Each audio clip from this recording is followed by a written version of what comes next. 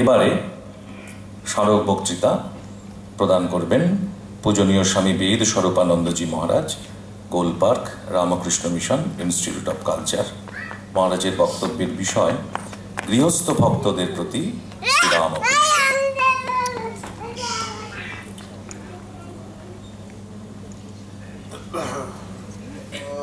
ধর্মস্য সর্বধর্মস্বরূপিণে অবতার বরিষ্ঠায় রামকৃষ্ণায় তে নমঃ।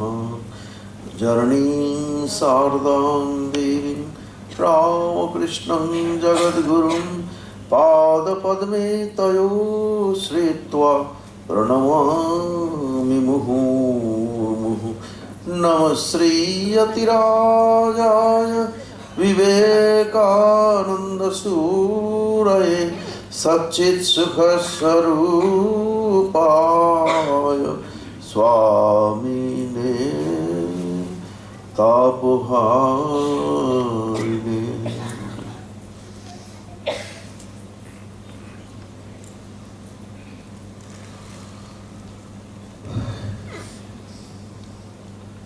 শ্রী শ্রী ঠাকুরের কৃপায়, আমাদের মহান ত্রয়ীর কৃপায় আজকে পরম সৌভাগ্য একটি এরকম সুন্দর আধ্যাত্মিকভাবে পরিপূর্ণ পরিমণ্ডলে বহরমপুরের মতো প্রসিদ্ধ শহরে আমার আসার সৌভাগ্য হয়েছে তাঁদেরই কৃপায়। এখানে মঞ্চে এত সুন্দর সাজিয়েছেন ঠাকুর মা স্বামীজিকে, এবং এখানের একজন এক সময়ের বিরাট কর্মযোগী এবং মানুষকে ভালোবেসে স্বামীজির আদর্শকে প্রথম রামকৃষ্ণ মিশনের কাজের সূত্রপাত করা পরম পূজ্যপাদ স্বামী অখণ্ডানন্দজি মহারাজকে দেখেই আমাদের প্রাণ ভরে গেছে। রামকৃষ্ণ মিশন বলে যে আজকে বিশ্বব্যাপী বিরাট অর্গানাইজেশন, ভারতবর্ষে এবং ভারতের অ্যাডজেসেন্ট কান্ট্রিতে এত সেবা কাজে রত, এমনকি করোনার সময়তেও 5টি কান্ট্রিকে সেবা করেছে রামকৃষ্ণ মিশন। লক্ষ লক্ষ মানুষকে, কোটি কোটি মানুষকে, এক একটা সেন্টার থেকেই হাজার কোথাও লক্ষ মানুষ। এটা বিরাট সৌভাগ্য গোটা ভারতবর্ষকে, এবং আরও অতিরিক্ত 4টে দেশে লার্জ স্কেলে রামকৃষ্ণ মিশন সেবা করেছে। তা তার প্রথম এই যে সেবা করার ভাব অখণ্ডানন্দজি স্বামীজি জীবদ্দশায় দেখিয়ে গেছে। জীবদ্দশা মানে স্বামীজি আজও আছেন, কিন্তু আরও বেশি করে আছেন, বরং কোটি কোটি মানুষের হৃদয় জীবন্ত জাগ্রত হয়ে। কিন্তু উনি স্বামীজির আদর্শকে বাস্তব রূপ দানের জন্যে প্রথম উনি সেটাকে একদম করে দেখিয়ে দিয়ে যান। অসাধারণ স্বামীজির প্রতি প্রেম ছিল অখণ্ডানন্দজি মহারাজের। তো সে তাঁর কাজ করার জায়গা এই ধন্য হয়েছে, এই সব জায়গা মুর্শিদাবাদের এই এরিয়া। তার জীবনীতে এগুলো ভালো করে আপনারা পড়বেন, এবং নিশ্চয়ই পড়েছেন। তো এখানে এই বোধহয় আমার সম্ভবত 3য়বার আসার সুযোগ হলো। খুব ঝটিকা সফরে সবগুলোই এসছি, আজকেও তাই। গতকাল এসছি, আজকে এখানে এই সন্ধ্যাটুকুর জন্য, তারপর কাল সকালে চলে যাব। কিন্তু এর স্মৃতি আমাদের অমলিন হয়ে থাকে। যতবার এসছি খুব ভালো লেগেছে, প্রাণ ভরে গেছে। অনেক জায়গায় যুব সম্মেলনে একবার এসেছিলাম এখানে বহরমপুরে, কোন জায়গা ঠিক আমি বলতে পারবো না। এখানে কিছু মহারাজ আছেন, বিশ্বরূপ মহারাজ, তাঁর বাড়িই ছিলাম। একটু আগে একজন সিস্টারকে বলছিলাম, এই যে উর্মি সিস্টার গান করলেন, যে ওখানে ইউথরা বলছে অনেক জায়গায় কোন রকমে বলে বা পাঠ করে দেখে কিছু, প্রতিটি ছেলে মেয়ে 11-12 ক্লাস 10 ক্লাস থেকে গ্রাজুয়েশন লেভেল, আমি দেখলাম বলছে সম্পূর্ণ একবারের অন্তঃস্থল থেকে স্বতঃস্ফূর্তভাবে বলছে। এটা আমার খুব ভালো লেগেছিল। প্রায় 20 বছর আগে হবে। এত সুন্দর বলছে, এক্সটেম্পোর, এবং ভালো করে পড়াশোনা করে প্রাণ ভরে গেছিলো যে বহরমপুরের মর্যাদা এরা রক্ষা করছে। আজকেও এই শুভ সন্ধ্যায় যার স্মরণে এই অনুষ্ঠান, তার কন্যা প্রবীণা শিল্পী দিদিমণি করলেন, তারপরে অল্প বয়সী মেয়েটি করলো, তার আগে আরও বাচ্চারা করলো এখানে সুন্দর। এটা বহরমপুরের ঐতিহ্য, সাংস্কৃতিক ঐতিহ্য, ধর্মীয় ঐতিহ্য সব কিছুকে আজও যে টেনে নিয়ে চলেছেন এবং ভবিষ্যতে চলবেন, সেটা আমি একবারে নিঃসন্দেহ। আজকে প্রায় 2000-এ প্রতিষ্ঠা হলে প্রায় রজত জয়ন্তী বর্ষ সামনেই, তাই না? আশা করি নিশ্চয়ই কোনোদিন দেখা যাবে 50 বছরে পড়েছে, তারপরে 100 বর্ষের দিকে এগোচ্ছে। এটা দেখা কিছু অস্বাভাবিক নয়, এগোবেই, এটা আমাদের বিশ্বাস। তা আপনাদের সকলকে এই সুযোগ আমাকে দেওয়ার জন্য এই চরৈবেতির পক্ষ থেকে, চরৈবেতি মানে উপনিষদে এগিয়ে যাওয়া, এগিয়ে যাও, এগিয়ে যাও, এগিয়ে যাও 3 বার বলা হয়েছে, মানে অনন্তের পথে। 3 বার মানে শেষ নেই, এগিয়ে চলো, এগিয়ে চলো, এগিয়ে চলো, উপনিষদের বাণী এটি, মানে মন্ত্র। তো আপনাদের সবাইকে সেজন্য শুভেচ্ছা, অভিনন্দন, নমস্কার। সবাই ভালো থাকুন, সুস্থ থাকুন। ঠাকুর মা স্বামীজি অপর্ণানন্দজির কাছে আমি এসেই প্রার্থনা করেছি, এদের সকলের সর্বাঙ্গীন কল্যাণ করুন, মঙ্গল করুন, তাদের পরিবারেরও সকলের সর্বাঙ্গীন কল্যাণ করুন, মঙ্গল করুন, এবং আমাদের প্রার্থনা তারা নিশ্চয়ই শুনবেন। এত সুন্দর চুপচাপ হলে বসে থাকা এটাও দেখি না। অনেক প্রতিষ্ঠানে আমরা যাই, কলকাতায় প্রতিষ্ঠানেও যাই, কলকাতার লোকরাও অনেক জায়গায় এরকম এর চেয়েও বড় হয়তো গ্যাদারিং হয়, কিন্তু এত অ্যাটেন্টিভলি শোনার যে টেন্ডেন্সি, এটা কলকাতাতেও দেখি। সকালবেলা সব ঘুরে বেড়াবেন কমলালেবুর কুয়ার মতো, কিন্তু হলে এলে সেলফোন বাজছে, ওখানে উঠছে, বসছে, এদিক ওদিক তাকাচ্ছে, ওখানে সেটাও নেই। এটাই আপনাদের একটা গৌরবের। তো অনেকভাবে বহরমপুরের মর্যাদা আমাদের স্বাধীনতা সংগ্রামের সঙ্গে, তারপরে এখানে বিরাট বিরাট জায়ান্ট সব মানুষ এসছেন ভারতবর্ষের। আবার এখান থেকে আমাদের এই জেলা থেকে আমাদের অনেক সন্ন্যাসিনী হয়েছেন। এখন আজকেও শুনলাম যে মেয়েটি মাত্র গান করলো, তার দিদিও জয়েন করেছে সরদাসন। তো এই আমাদের এখান থেকে অনেক সন্ন্যাসী হয়েছেন। আমাদের গোলপার্ক মিশনও একজন আছেন যিনি এই এরিয়া। তো এই জন্য একটা গৌরবের আপনাদের এই গৌরবমণ্ডিত জীবন আরো এগিয়ে চলুক। নাম খুব সুন্দর হয়েছে সঙ্গে, চরৈবেতি, এগিয়ে চল। এটা বক্তব্য বিষয় আমি বলতে চাইছি যে ঠাকুরমা স্বামীজির আদর্শে ঠিক কি তারা সংসারী লোকদের বলতে চাইছেন, সেগুলোকেই একটু কিছুক্ষণ আপনাদের বিষয়ে আলোচনা করব। শ্রীরামকৃষ্ণ কথামৃত নিশ্চয়ই সবাই পড়েছেন। আজকে সারা পৃথিবীর বিশ্ব সাহিত্যের অমূল্য সম্পদ হলো শ্রী শ্রীরামকৃষ্ণ কথামৃত। তার 20 পৃষ্ঠায় শ্রীরামকৃষ্ণদেব কয়েকটি ছোট্ট ছোট্ট কথা বলেছেন, উপদেশ শ্রী মানে মাস্টার মহাশয়কে, তার প্রশ্নের উত্তরে যে ঈশ্বরে কি করে মন হয়, তার উত্তরে শ্রীরামকৃষ্ণদেব বলছেন। তো এখানে শ্রীরামকৃষ্ণদেব যে বলছেন, মনে হচ্ছে একজন কেউ জিজ্ঞেস করছেন আর উনি বলছেন। হ্যাঁ, সেই সময় ওরা দুজনেই ছিলেন। তো মাস্টারমশাই সম্পূর্ণ নিজেকে গোপনে রেখে অনেক কথা একা একা যখন ছিলেন, জিজ্ঞেস করতে লিখতে সুবিধে হতো, নিজের মতো করে লিখে রাখতেন। তখন কি উনি জানতেন যে এগুলো একদিন বিশ্ব সাহিত্যের অমূল্য সম্পদ হয়ে দাঁড়াবে? হয়তো জানতেন না। আর উনিও জানছেন আমার নিজের মতো লিখছি, কিন্তু এগুলো আসলে, আর মাস্টারমশাই যে প্রশ্ন করছেন, এই প্রশ্নও তার একার প্রশ্ন নয়। যেমন ভগবদ্গীতা দেখি একদিন শ্রী অর্জুন প্রশ্ন করছেন, মহাবীর অর্জুন শ্রীকৃষ্ণ, সেখানে ওই দুজনের কনভারসেশন, ওখানে আর কেউ নেই। দেখবেন গীতা পড়ে প্রথমেই আছে, দুই পক্ষের সৈন্যদলের মাঝে গেলেন, অর্জুন জিজ্ঞেস করছেন আর শ্রী ভগবান উত্তর দিচ্ছেন। কনভারসেশন ইন বিটুইন দুজনের ডায়ালগ। কিন্তু সারা পৃথিবীর হাজার হাজার ইউনিভার্সিটিতে আজ ভগবদ্গীতা পড়ানো হচ্ছে 5000 বছর অতিক্রান্ত হয়ে। অর্থাৎ সেই প্রশ্ন একা অর্জুনের নয়, সমগ্র মানব সভ্যতার তখনকার, পরবর্তীকালের এবং অনাগত কালের আরো কত হাজার বছরের সাধারণ মানুষের প্রশ্ন করছেন অর্জুন। অর্থাৎ তিনি সমস্ত মানবের প্রতিনিধি স্বরূপ, আর শ্রী ভগবান উত্তর দিচ্ছেন। সেই একই ভগবান আবার যুগে যুগে এসছেন, যিনি শ্রীরামচন্দ্র, তিনি শ্রীকৃষ্ণ, তিনি ভগবান বুদ্ধ, তিনি আরো সব অবতার পুরুষ মহাপ্রভু এই রূপে এসেছেন, তিনি শ্রীরামকৃষ্ণ। তো তিনি আবার একজন প্রশ্ন করছেন, মাস্টারমশাই ঈশ্বরে কি করে মন হয়? আমার কথা শোনা যাচ্ছে তো? আমার গলাটা একটু এই হেকটিক, কতগুলো ট্রিপ, শিলং, বর্ধমান, তারপরে এখানে হওয়ায় ঠান্ডা গরম বাইরের পরিবেশ, এসব একটু রাক্ষসের মতো শোনানো স্বাভাবিক, কেননা গলাটা ভেঙে গেছে, পুরো উল্টো পাল্টা হয়ে গেছে। তো যাই হোক, মানিয়ে নেবেন। তো সেখানে শ্রীরামকৃষ্ণ, এখানে অর্জুন মাস্টারমশাই প্রশ্ন করছেন, মানে এটা একা মাস্টারমশাইয়ের প্রশ্ন নয়, ঠিক ওই গীতার মতনই। এটা তখনকার এবং এখন এই যে মাত্র 125 বছর রামকৃষ্ণ সংঘের হলো, 25-26 28তম রামকৃষ্ণ মিশনের প্রতিষ্ঠা বার্ষিকী চলছে। তো এইটুকু সময়ের মধ্যে এই মানুষের নয়, এই সময়ের কোটি কোটি পৃথিবীর মানুষের এবং অনাগত কালে হাজার হাজার বছরের সাধারণ মানুষের একটা প্রশ্ন, ঈশ্বরে কি করে মন হয়? তো ভালোবাসা হলেই মন হয়। বাচ্চা ছেলে আছে বাইরে, কিন্তু মায়ের দিকে মনটা পড়ে আছে কেন? না, মায়ের প্রতি মনটা পড়ে আছে কেন? ভালোবাসা আছে। ভালোবাসাটি শাস্ত্রীয় ভাষায় বলে ভক্তি।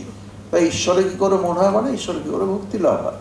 ভক্তি লাভ কি করে হবে? আপনারা বাড়ির যে দৈনন্দিন জীবন কাজকর্মগুলো করছেন, ওর মধ্যেই ভক্তি লাভ হয়। এই যেমন করছেন, আবার নতুন করে ভক্তি লাভের জন্য আলাদা কিছু প্রসেস শুরু করতে হবে তা নয়। ঠিক এইগুলোর মধ্যে যেমন ঈশ্বরের নাম গুণগান, উনি উত্তর দিচ্ছেন, ঈশ্বরের নাম গুণগান সর্বদা করতে হয়। নাম গুণগান মানে যে তার নাম স্মরণ করা। অনেকেই আছেন, এখানে এসেও শুনলাম, আজকাল মঠ মিশনের দীক্ষিত প্রচুর আছেন। এইমাত্র যিনি সুন্দরভাবে হাতের তার ফিঙ্গারের নাচ দেখলাম তবলার উপরে, এত সুন্দর তবলা বাজানো, এত সুন্দর গান করা, এইগুলোয় যারা করছেন, এটার মধ্যে দিয়ে ভক্তি লাভ হতে পারে। উনি যদি আন্তরিকভাবে, যাদের দেখলাম একজন প্রবীণা এবং নবীনা, এদের গান করছে, বাইরের উচ্ছ্বাস নেই। অনেকে টিভিতে দেখি অনেক গান করছে, তার এই দিকে তাকাচ্ছে, শাড়ির দিকে তাকাচ্ছে, ওদিকে তাকাচ্ছে, তার সাজগোজ ফেয়ার অ্যান্ড লাভলি, ওদিকে নজর নেই। এরা যখন করছেন, নবীনা এবং প্রবীণা দুজনকেই দেখলাম, ওইদিকে মন নেই, মনটা আছে ওই গানের যে ভাব সেটার উপর। এটা সবাই পারে না, দুজনেরই। বাইরের জিনিস তো সেকেন্ডারি। এই জন্যে আন্তরিক মন হওয়ার জন্য এই যখন গান করছি, তখন ওইটা যদি সম্পূর্ণ আত্মনিবেদন করে দিই ওই গানের ভাবের প্রতি, তিনি ভক্তি লাভ করবেন। কাজেই যে কোনো কাজ করছি সেইটা প্রাণ ঢেলে করতে হবে। যদি করি তাহলে ভক্তি লাভের সহায় হয়। যে কোনো গীতাতে বিভূতিযোগে একটি কথা আছে। এইসব গুণগুলো কি? এই যে গান করছেন, কেউ খেলায় ভালো, কেউ নাচে ভালো, বলতে ভালো। ভগবদ্গীতা বিভূতি যোগে আছে, 10ম অধ্যায় বিভূতি যোগ। তাদের বিভূতি মানে এইসব গুণগুলোকে বিভূতি বলে শাস্ত্রীয় ভাষায়। বিভূতি যোগ ইয়াদ বিভূতি মাৎসত্য শ্রীমদুর্জিত বাবা তত্ত্বদেব অবগচ্ছত্তং মম তেজংশ সম্ভব। যেখানেই দেখবে কোনো ভালো গুণ কোনো মানুষের মধ্যে বিকশিত হয়েছে, সেইগুলো জানবে কি? সেই গুণগুলো অল দোজ কোয়ালিটিজ, ট্যালেন্টস, সেগুলো কি? All are produced, generated from the Splendor and glory of myself. ওগুলো আমারই গুণ। মানে ভগবান ওই গুণ রূপে তার মধ্যে বিরাজ করছেন। যারা এত আন্তরিকভাবে করবেন, সেই গুণটি, তার প্রশংসা করা মানে ভগবানেরই প্রশংসা করা। গুণী লোককে সম্বর্ধনা দেওয়া মানে ভগবানেরই সম্বর্ধনা করা, ভগবানকেই দেওয়া। গুণী লোককে অপমান করা মানে কেউ করেন, কারণ ভগবানকেই অপমান করা, কারণ তার মধ্যে ভগবান নিজে বলছেন তো এগুলো আমার গুণ। ওই কথারই একই ভগবান শ্রীরামকৃষ্ণ, তিনি শ্রীকৃষ্ণের রোল করেছেন 1 বছর, এক সময় মহাপ্রভু বা শ্রীরামচন্দ্রের, বা ভগবান বুদ্ধের বা জিসাসের, আবার এখন এসছেন শ্রীরামকৃষ্ণ রূপে। তিনি কথামৃতে লেখাপড়া করেননি, সহজ কথায় বলছেন। যার মধ্যে যারা একটা বিদ্যা খুব ভালোভাবে জানে, কথামৃত কোট করছে, যারা একটা বিদ্যা খুব ভালোভাবে জানে, যেমন এই নাচতে কি, গাইতে কি, বাজাতে কি, বলতে, এদের মধ্যে ঈশ্বরের বিশেষ প্রকাশ। দেখুন ওই একই কথা, রিফ্লেকশন। তাদের মধ্যে যারা একটা বিদ্যা খুব ভালোভাবে জানে, করে এগুলো উদাহরণ দিচ্ছেন, যে কোনো একটা বিদ্যা খুব ভালোভাবে জানে, তাদের মধ্যে ঈশ্বরের বিশেষ প্রকাশ। তার পরের বাক্য, তারা যদি একটু চেষ্টা করে তো ভগবান লাভ করতে পারে। বুঝে দেখুন কত বিরাট সেটা জিনিস। তারা যদি একটু চেষ্টা করে, এই যে বাচ্চাগুলি এখানে গান করলো, ওদের যদি ঠিকভাবে গাইডেন্স দিয়ে দেওয়া যায়, ওই বিদ্যাটা খুব ভালো হয়, বাবা মার ওটাই সবচেয়ে বড় সেবা হবে, করা হয়, তাহলে ওইটার দ্বারা সে যে ভগবান লাভ এত দুর্লভ, সেটা সহজ হয়ে যাবে তার পক্ষে। এখন যদি আমজাদ আলী খানজিকে বলা হয় 5000 লোককে বসিয়ে যে সবাই ধ্যান করুন, তো ধ্যানের প্রসেসটা সবাইকে বলে দেওয়া হলো, উনিও শুনলেন। ওখানে আমজাদ আলী খানজি হয়তো আছেন, সানিয়া মির্জা, সচিন তেন্ডুলকর, সৌরভ গাঙ্গুলি, কি এই যারা গান করলেন, নাচ করলেন, এই শোনালেন আমাদের, এরা যদি বসেন, পার্থক্য হবে এই বিশেষ গুণ সম্পন্ন যারা, তারা চট করে ধ্যানে বসতে পারবে এবং ধ্যানই হবে তাদের। হয়তো সবাই উঠে গেলেন এক সময় সাইলেন্টলি, ওরা বসে থাকবেন, মানে ফিল করবেন না যে কেউ উঠে গেছে। কেননা ওই বিদ্যাটায় কোনো একটা ভালো মানে তিনি ধ্যানে ডুবে যাবেন এবং চট করে তারা ভগবান লাভ করতে পারেন। ভগবান লাভ এত সোজা? হ্যাঁ, এত সোজা। সেই জন্যেই বাড়িতে কোনো ছেলে বা মেয়ে কোনো ভালো মার্কস পেল, তখন যদি বলে ওই পাশের বাড়ির মেয়েটা 80% মার্কস পেয়েছে আর তুই তো শুধু এটা করতে পারিস, এরকম করে কখনো ছোটদের বলবেন না। ঠাকুরের বাণী বলতে বলতেও আমি এগুলো বলি, কারণ বহু বছর ধরে ইয়াংস্টার্স ছেলে মেয়েদের নিয়ে কাজ করছি, আর বাবা মা কী করে ছেলে মানুষ করবেন সেগুলোও বলছি, প্রসঙ্গক্রমে এগুলো চলে আসছে। ওটা বলা মানে স্বয়ং ভগবতীকেই অসম্মান করা, ওই মেয়েটিকে ওরম বলা মানে। তাকে বলতে হয় বাহ তুমি এটা পারো, ওটাকে প্রশংসা করতে হবে। তাই যে কোনো বিদ্যা কেউ যদি অর্জন করে, যে কোনো, আপনি রান্না করছেন, যখন যেটা করছেন, এঁচোড়ের তরকারি রান্না করছেন, খুব ভালো। এঁচোড়ের তরকারিটা কেন বলি, আগে এক সময় আমি এঁচোড়ের তরকারি পছন্দ করতাম আর ওটাই চলে আসে বলতে। সংস্কারের এত জোর, এখন খেতে পারবো না, কিন্তু চলে আসছে, দেখুন সংস্কার কেমন। তো ওই রকম ধরনের যেটা করছেন সেটা যদি আন্তরিকভাবে করেন, পাক্কা রাঁধুনি হিসেবে, স্বামীজি খুব ভালো রাঁধুনি ছিলেন, ভালোভাবে করতে পারেন, ওটার মধ্যে দিয়েই আপনার ভক্তি লাভ হতে পারে। তখন ধ্যান যদি করেন, ভগবানের নাম করেন, ওটা ভালোভাবে হবে, মানে যেটা করছেন সেটায় মন প্রাণ ঢেলে দিয়ে করুন, এটা রহস্য। এইটুকুতেই বড় হবে, এইটুকুতেই অনেক বিরাট উন্নতি হতে পারে। নাম করা, এই যে আমরা এতক্ষণ গান করলেন, এগুলো ভগবানের নাম গুণকীর্তন করা। কীর্তন কি সুন্দর আগে গাইলেন দিদিমণি, তিনিও খুব সুন্দর করলেন। এগুলো করছেন মানে ওটা ওনার ভগবানের নাম গুণগান হচ্ছে। আবার এই যে আমরা আলোচনা করছি ভগবানের কথা, এটাও গুণগান করা, তার গুণগান, তার প্রশংসা করছি, তার প্রশংসা করে আমরা উন্নত হয়ে যাচ্ছি, আমরা এলিভেটেড হচ্ছি সেটা। তাই নাম গুণগানটা এইভাবে হতে পারে। নাম গুণগানে কি হয়?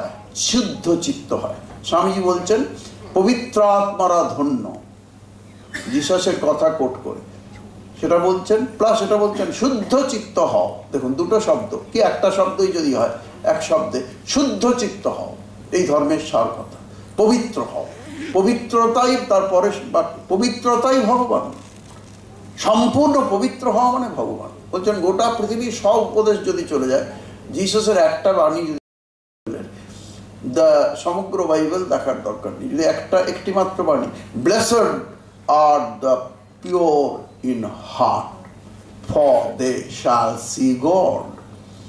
পবিত্র আত্মারা ধন্য, কারণ তারা ভগবানকে দর্শন করবে। পবিত্র হয়ে যাও, মন প্রাণ ঢেলে ভগবানে মন প্রাণ নিবেদন করলে আলাদা করে অপবিত্রতাকে ঠেলতে হবে না। পবিত্র হয়ে যাওয়া মানেই তাই। স্বামীজির একটা সুন্দর কথা, বেশিরভাগ স্বামীজির লেকচার ইংরেজিতে, ওগুলোকে বাংলায় অনুবাদ করা হয়েছে। তারও যারা করেছেন, যোগ্য লোক করেছেন বলে ফোর্স তাতেও আছে, শক্তি কম নেই। Man is the best mirror.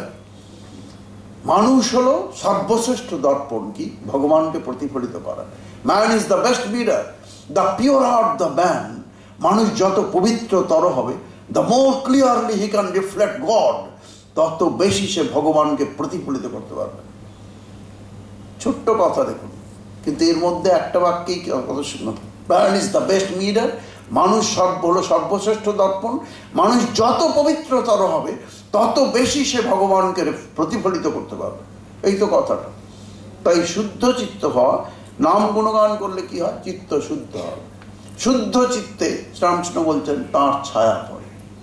একটা আরশিতে, ঠাকুর বলছেন আরশিতে যদি ময়লা পড়ে থাকে, তাতেও প্রতিবিম্ব হবে না ভালো করে।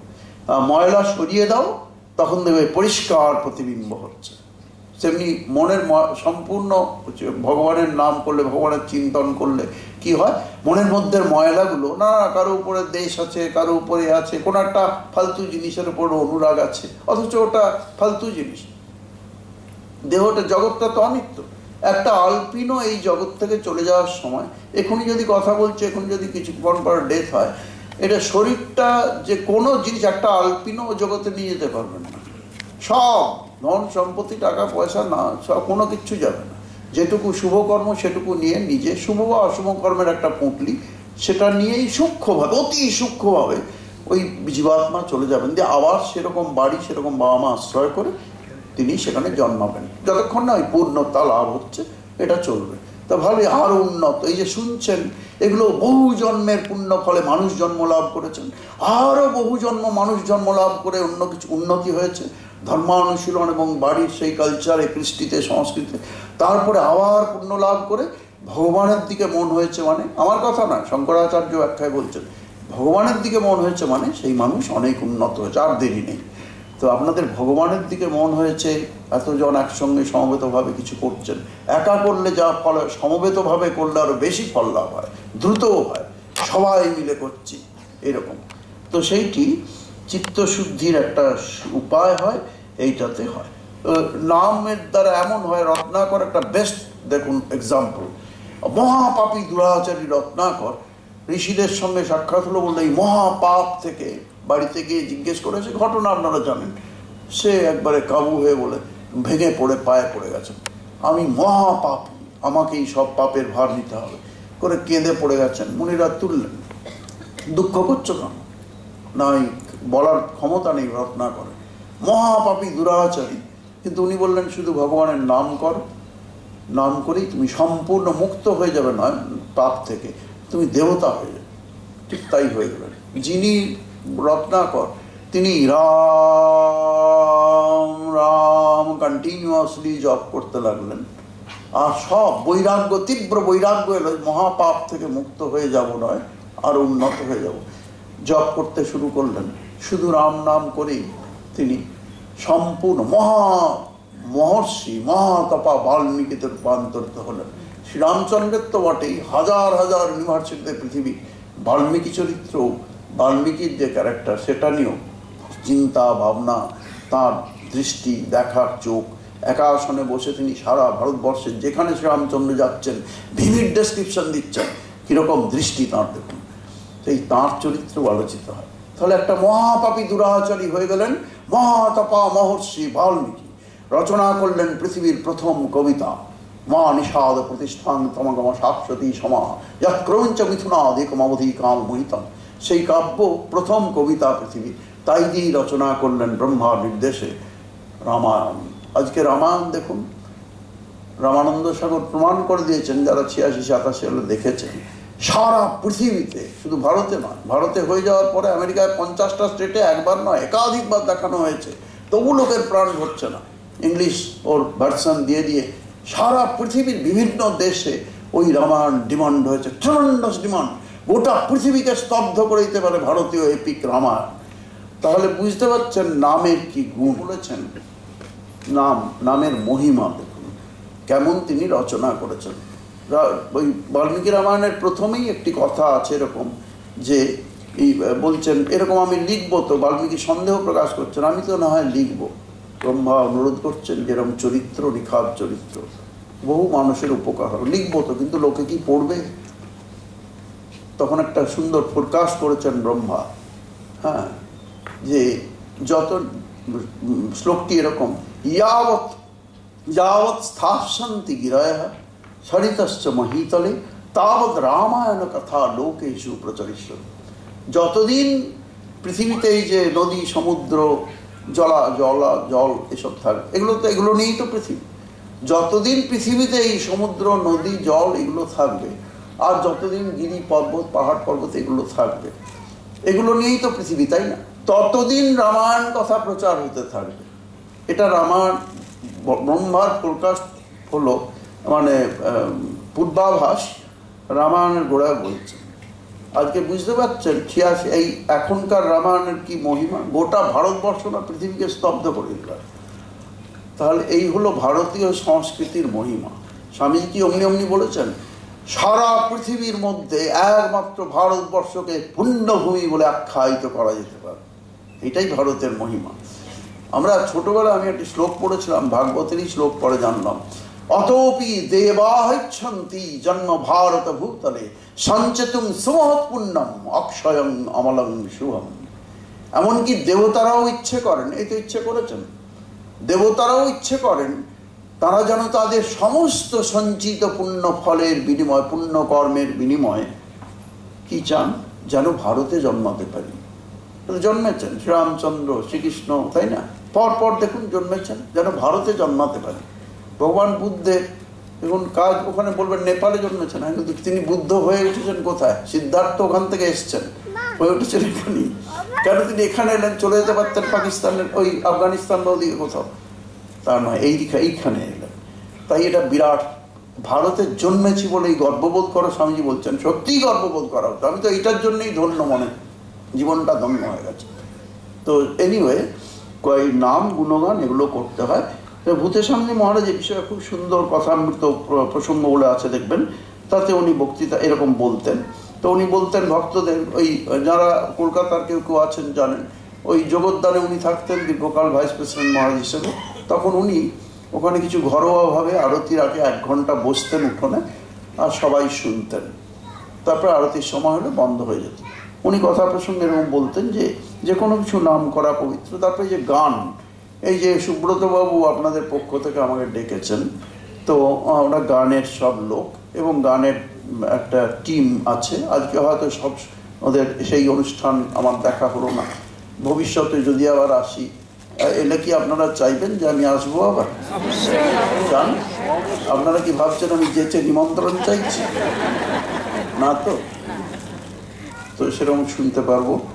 তো এখানে নাম, এই গান করা কিছু, এই যে এগুলো চর্চা করলেও বা নাম যে কোনো সময় করা যায়। ঈশ্বরের নাম সদা সর্বদা করতে, সর্বদা মানে ভাবলেন কি করে? যখন রান্না করছেন চড়ে তখন ভাবুন, আপনি যে রান্না করছেন তখন ভাবুন এই রান্না করছি কেন? ভগবানের নামও জপ করছেন, দীক্ষিত হলে জপ করছেন বা ঠাকুরকে মনে করছেন।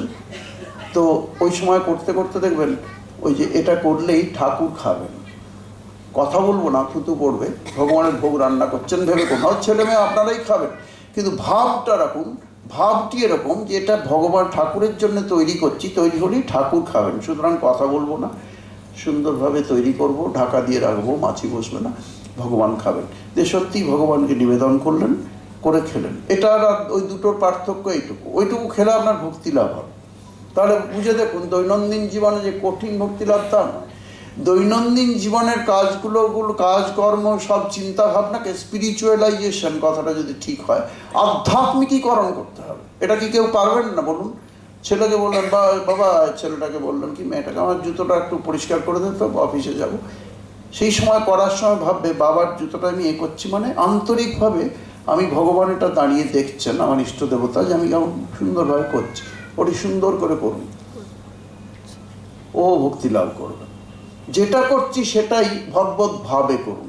তাই ভাবটা রক্ষা করাটা বড় কথা। তাই একটা কথা আছে সংস্কৃতে, ভাবেন লভতে সর্বঙ্গ, ভাবের দ্বারাই সব লাভ হয়। ভাবেন দেবদর্শনম, দেবতার দর্শন হয়ে যায় শুধু ভাবটাকে। ঠাকুর দেখুন ওখানে কিটাকে ডেভেলপ করেছেন, একটা ভাব নিয়ে, মা তুমি আমাকে দেখা দাও, ও আমি লেখাপড়া করিনি বলে মূর্খ বলে দিবি না, রামপ্রসাদকে দিয়েছি সে দিয়েছিস, বুঝেছি আমি লেখাপড়া করি না, জোর কাঁদছেন বাচ্চা ছেলের মতো, মায়ের কাছে কাকুতি, বুঝে দেখুন কেমন ওই ভাবটাকে ডেভেলপ করেছেন। এই ভাবটি ধরে রাখা ভালো। তো মহারাজ বলার সময় এরকম বলতেন সব সময় করবে। এক ভদ্রমহিলা ওখানে জিজ্ঞেস করছেন, মহিলাদের সংখ্যাই বেশি থাকে সব জায়গায়। পৃথিবীতে দেখা গেছে ধর্ম কথাটা সবাই না বুঝলেও এথিক্স, মরালিটি এইসবের আলোচনা তো পুরো পৃথিবীতে আছে। সেগুলোয় দেখা যায় ছেলেদের তুলনায় মেয়েদের সংখ্যা বেশি হয়। এবং অপরাধ যারা করে তাতে দেখা যায় গোটা পৃথিবীতে স্ট্যাটিস্টিক্স নিয়ে, আমার কথা না, এগুলো বানিয়ে অনেকে বলবেন গোলপাট থেকে এসছেন তো, সব গোলপাটিয়ে বলছেন জানি না, তা নয়। এগুলো আমি তথ্য হাতে রেখে বলি, ইউএনও থেকে, হু থেকে, সব স্বাস্থ্যের কথা বললে ওখান থেকে বলেন যে সব জায়গায় দেখা গেছে পৃথিবীতে এগুলো মেয়েদের সংখ্যাটা বেশি হয়। অপরাধ ব্যাপারেও দেখা যায় ছেলেদের তুলনায় মেয়েরা অনেক কম। হ্যাঁ, এখানেও যদি হলে দেখেন হয়তো আমরা ছেলেরা হেরে যাব, নাম্বার আপনাদের বেশি থাকবে। আর আমাকেও সাবধানে কথা বলতে হবে, কোনোভাবে তাদের আঘাত দিয়ে বললে বিপদ, কারণ আপনাদের সংখ্যা বেশি হলে, আমি তো এখানে রাস্তাঘাটও চিনি না, সাবধানে বলতে হয়।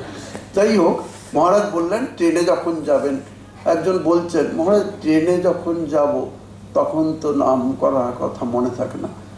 মহারাজ অনেক সময় প্রশ্ন করে, জানেন যারা ভূতেশ্বরী মহারাজজিকে দর্শন করেছেন জানেন রসে বসে থাকতেন।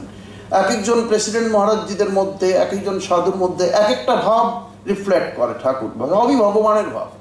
ঠাকুর অনন্ত ভাবময়, তাদের মধ্যে সেই ভাবগুলো ভগবানেরই ভাব। আপনি আপনাদের মধ্যেও, আপনারাও কম নন, আপনারা গৃহস্থরাও যারা ভক্তরা, তারা ঠাকুরের ভাবে যা কিছু ভগবানের ভাবে করছেন সেটাও রিফ্লেক্টেড ভগবানেরই গুণ।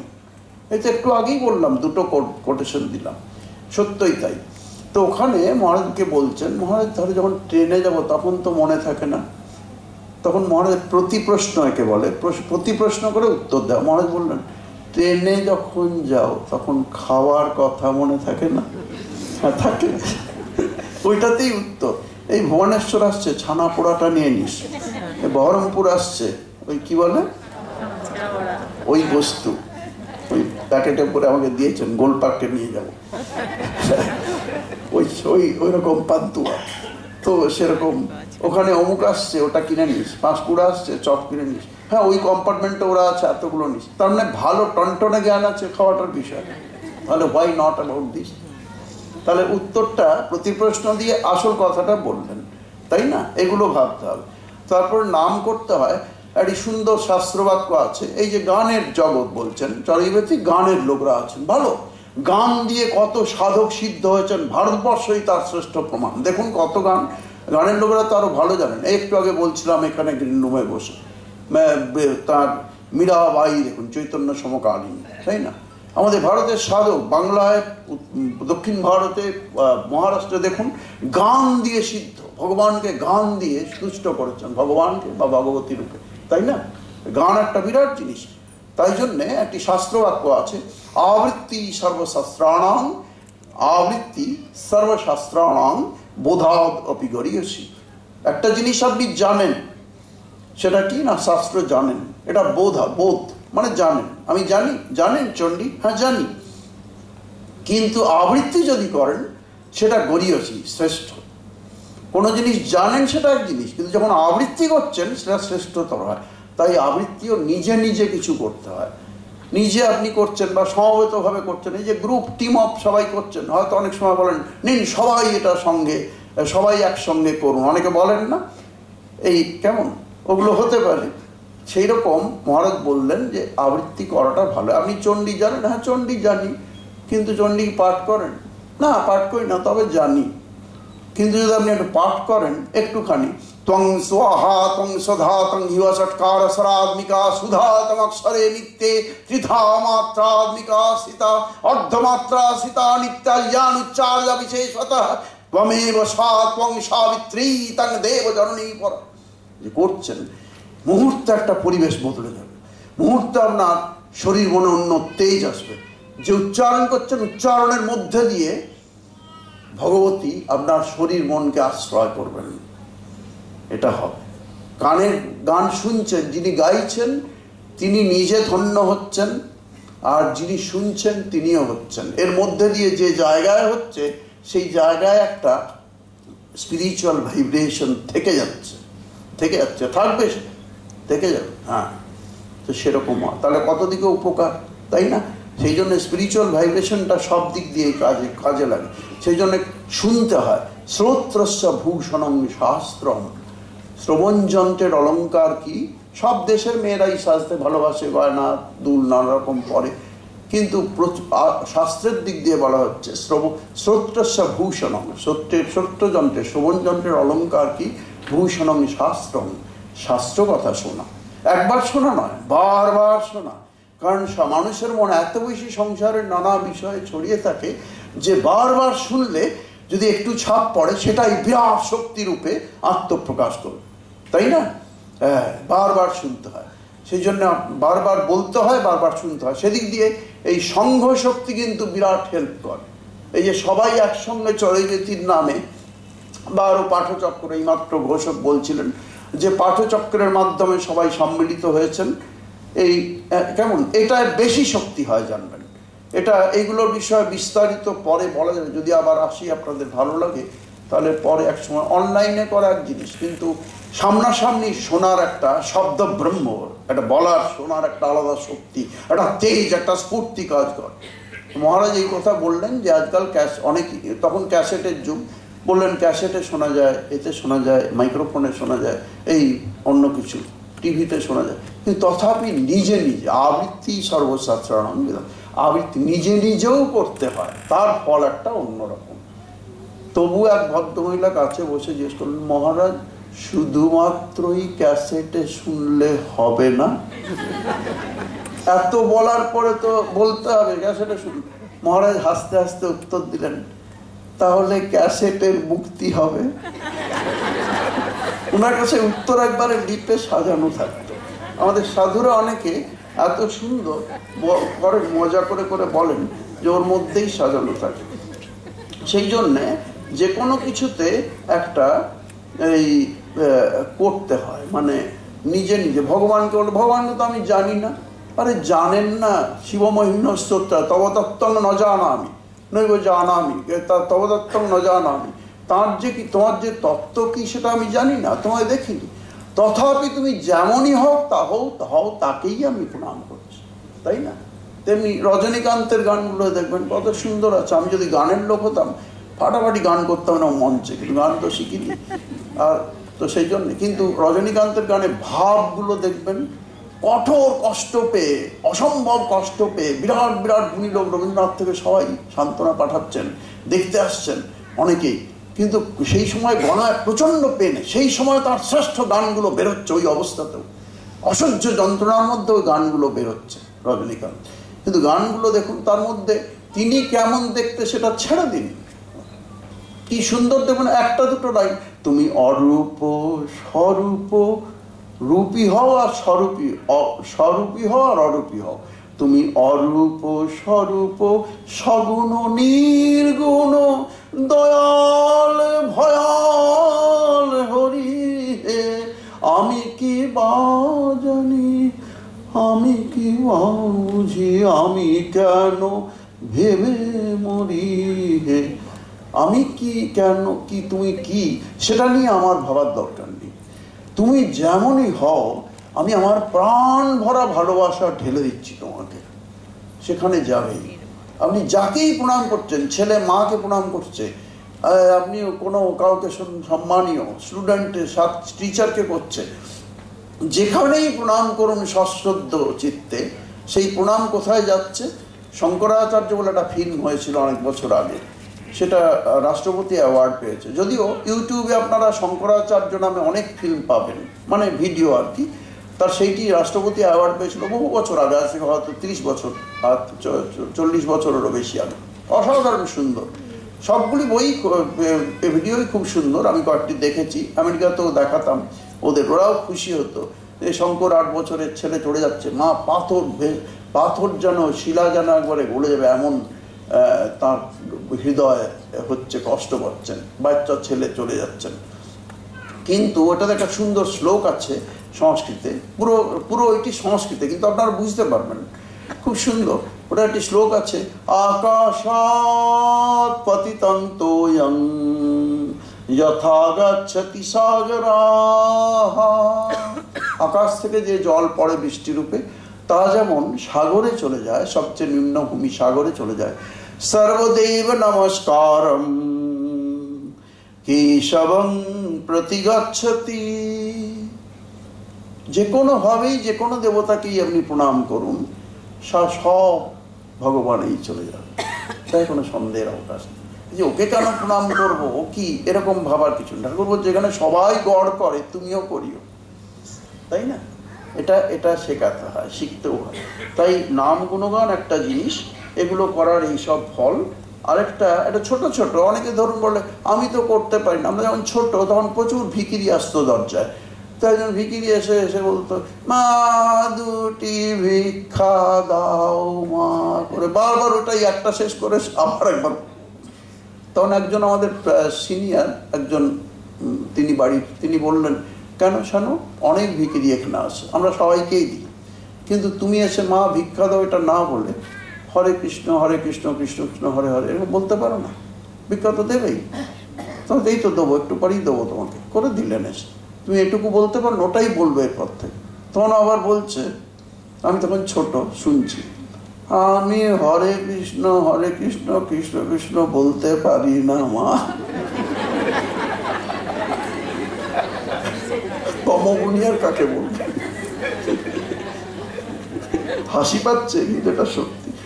যে কোনো একটা দুটো শ্লোক, বাচ্চাদের স্থাপক ধর্মস্ব সর্বধর্ম সর্বনী, এগুলো ছোটদের অনেকে বাড়িতে যাই লাফাচ্ছে এগোচ্ছে, ওর মধ্যে ওইগুলো শুনি দাও তো বাবা কি মা শোনাচ্ছে। এমনি করে বাড়ির পরিবেশটা শ্রীরামকৃষ্ণময় হয়ে যায়, তাই না? এরকম শেখাতে হয়, ছোটদেরও উৎসাহিত করলো। এসে কিছুক্ষণ এই দাদামণি দিদিমণিদের সঙ্গে সব সিস্টারদের সঙ্গে দেখা করে তারা বললেন এরকম আছে, ছোট্টরাও আসছে খুব শ্রদ্ধা সহকারে, অনেকে হাঁটু বেড়ে সুন্দর করে আগে ট্র্যাডিশনালি প্রণাম করছে। এগুলো খুব ভালো লাগলো, এগুলো শেখা খুব দরকার। তো এগুলো ঠাকুরের কথার মধ্যেই বলছি যে এগুলো করা যেতে পারে। যে কোনো নাম ধরুন, আমি একটা ছোট্ট নামাবলী বলছি। দক্ষিণ ভারতে ছিলাম 7 বছর হায়দ্রাবাদে, রঙ্গনাথানন্দজি মহারাজজির সাঙ্গ পেয়েছি ওখানে, এবং ওই ইউথ প্রোগ্রামে বিরাট number of students language, school of language দেখতে গিয়ে বাড়িয়েছিলাম, ভালো লেগেছে। তো ওখানে ওই হায়দ্রাবাদে, ওখানে দক্ষিণ ভারতে পুরো ওরা নামাবলী করে। তা আমি বাংলায় কতগুলো, আমি তো গানের লোক নই, কিন্তু প্রেয়ারটা লিড করতে হতো। তারপরে ওদের নামাবলী বা কিছু গান হবেই 2-1টা। এখন যিনি দায়িত্বে বোলমঠ থেকে পাঠিয়েছে, করতে তো কিছু হবে। আমি এখান সেখান থেকে 2-1টা কিছু কলি কালেকশন করে নিজের মতো করে গাইতাম, এরকম করতাম। দিয়ে দেখতাম ওরা বাংলায় হলেও ওগুলোকে ট্রান্সলিটারেট করে নিয়ে আমি তেলুগুতে ওগুলো গাইছে। বলছি মহারাজ দারুণ ওগুলো, ওরা বাংলা তো বলে না, ইংরেজিতে বলে, তো ওগুলো দারুণ। কেমন দেখুন, আমি বলছি যদি মুখস্থ করেন নাম গুণগান, একটা ধরুন 2টো লাইন আমি বলছি, কমল নয়ন রাম, হ্যাঁ, আর কমল নয়ন রাম আর বিমল চরণ রাম, হ্যাঁ, কমল নয়ন বিমল চরণ পতিত পাবন রাম। এইটাকে সুন্দর করে 2 লাইনে যদি বলেন, কোনো যন্ত্রপাতি হারমোনিয়াম নেই, এই নেই ওই নেই, কেউ নেই, বলার কি দরকার আছে? আপনি যদি করেন, সঙ্গে যদি সংঘের যে সংঘের আছেন, মেয়েদের সঙ্গ হোক, ছেলেদের হোক, সারদা সঙ্গ হোক, যাই হোক, সবাই মিলে যদি করেন, কমল নয়ন রাম বিমল চরণ রাম, কমল নয়ন বিমল চরণ পতিত পাবন রাম, কমল নয়ন বিমল চরণ পতিত পাবন রাম। সুন্দর না? এটাই যদি সবাই মিলে ধরুন একটু বললেন 1 লাইন, আর সবাই রিপিট করলেন, আবার ওইটাই ধরুন আরেকজন 2-1বার করুন অন্তত, আমি বলার পরে বলুন তো ঠিক আমার মতো করে, কমল নয়ন রাম বিমল চরণ রাম, বলুন তো, কমল নয়ন রাম বিমল চরণ রাম, কমল নয়ন বিমল চরণ পতিত পাবন রাম, কমল নয়ন বিমল চরণ পতিত পাবন রাম। সুন্দর না? এই 2-1টা লাইনও যদি ঠিকভাবে করেন, কোনো কি ওইটা নেই, যন্ত্রপাতি নিয়ে এর প্রশ্ন আসে না। এইটা একটি ঠাকুর বলছেন। তারপরেই বলছেন সাধু সঙ্গ, ঈশ্বরের ভক্ত বা সাধু এদের সঙ্গ করতে হয়। রত্নাকরের ব্যাপারটাই আবার টেনে আনি। দেখুন রত্নাকর ওই যে এতদিন ধরে মারো কাটো লোটো করছে, কিন্তু দেখুন স্বল্পকাল ওইটুকু যে একটু সাধুদের সঙ্গে এলো, ওইটুকু সময় আসাতেই তারা ডিরেকশন চেঞ্জ হলো।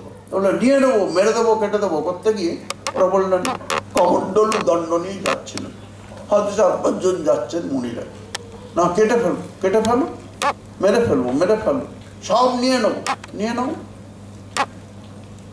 ওইতে রত্নাকরের জীবনে মনে হলো যে মেরে ফেলবো বললে আমার নাম শুনলে লোক ছুটে পালায়, আর কাছে সামনে এসছে বলছি কোনো বিকার নেই, মেরে ফেলো।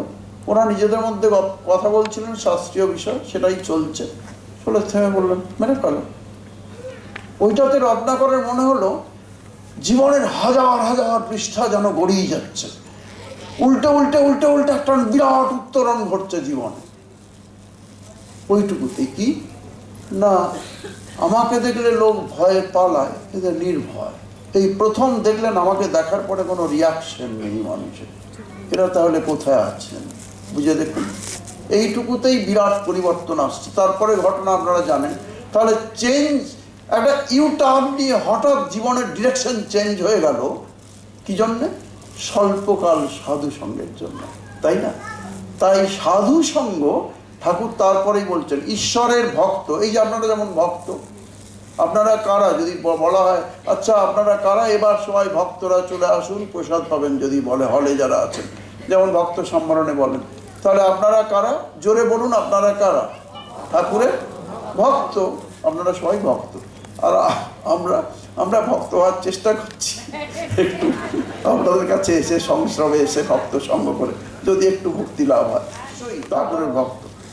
তাহলে এই ভক্তি লাভের জন্য দেখুন একটু সাধু সঙ্গ করলে কি বিরাট উপকার।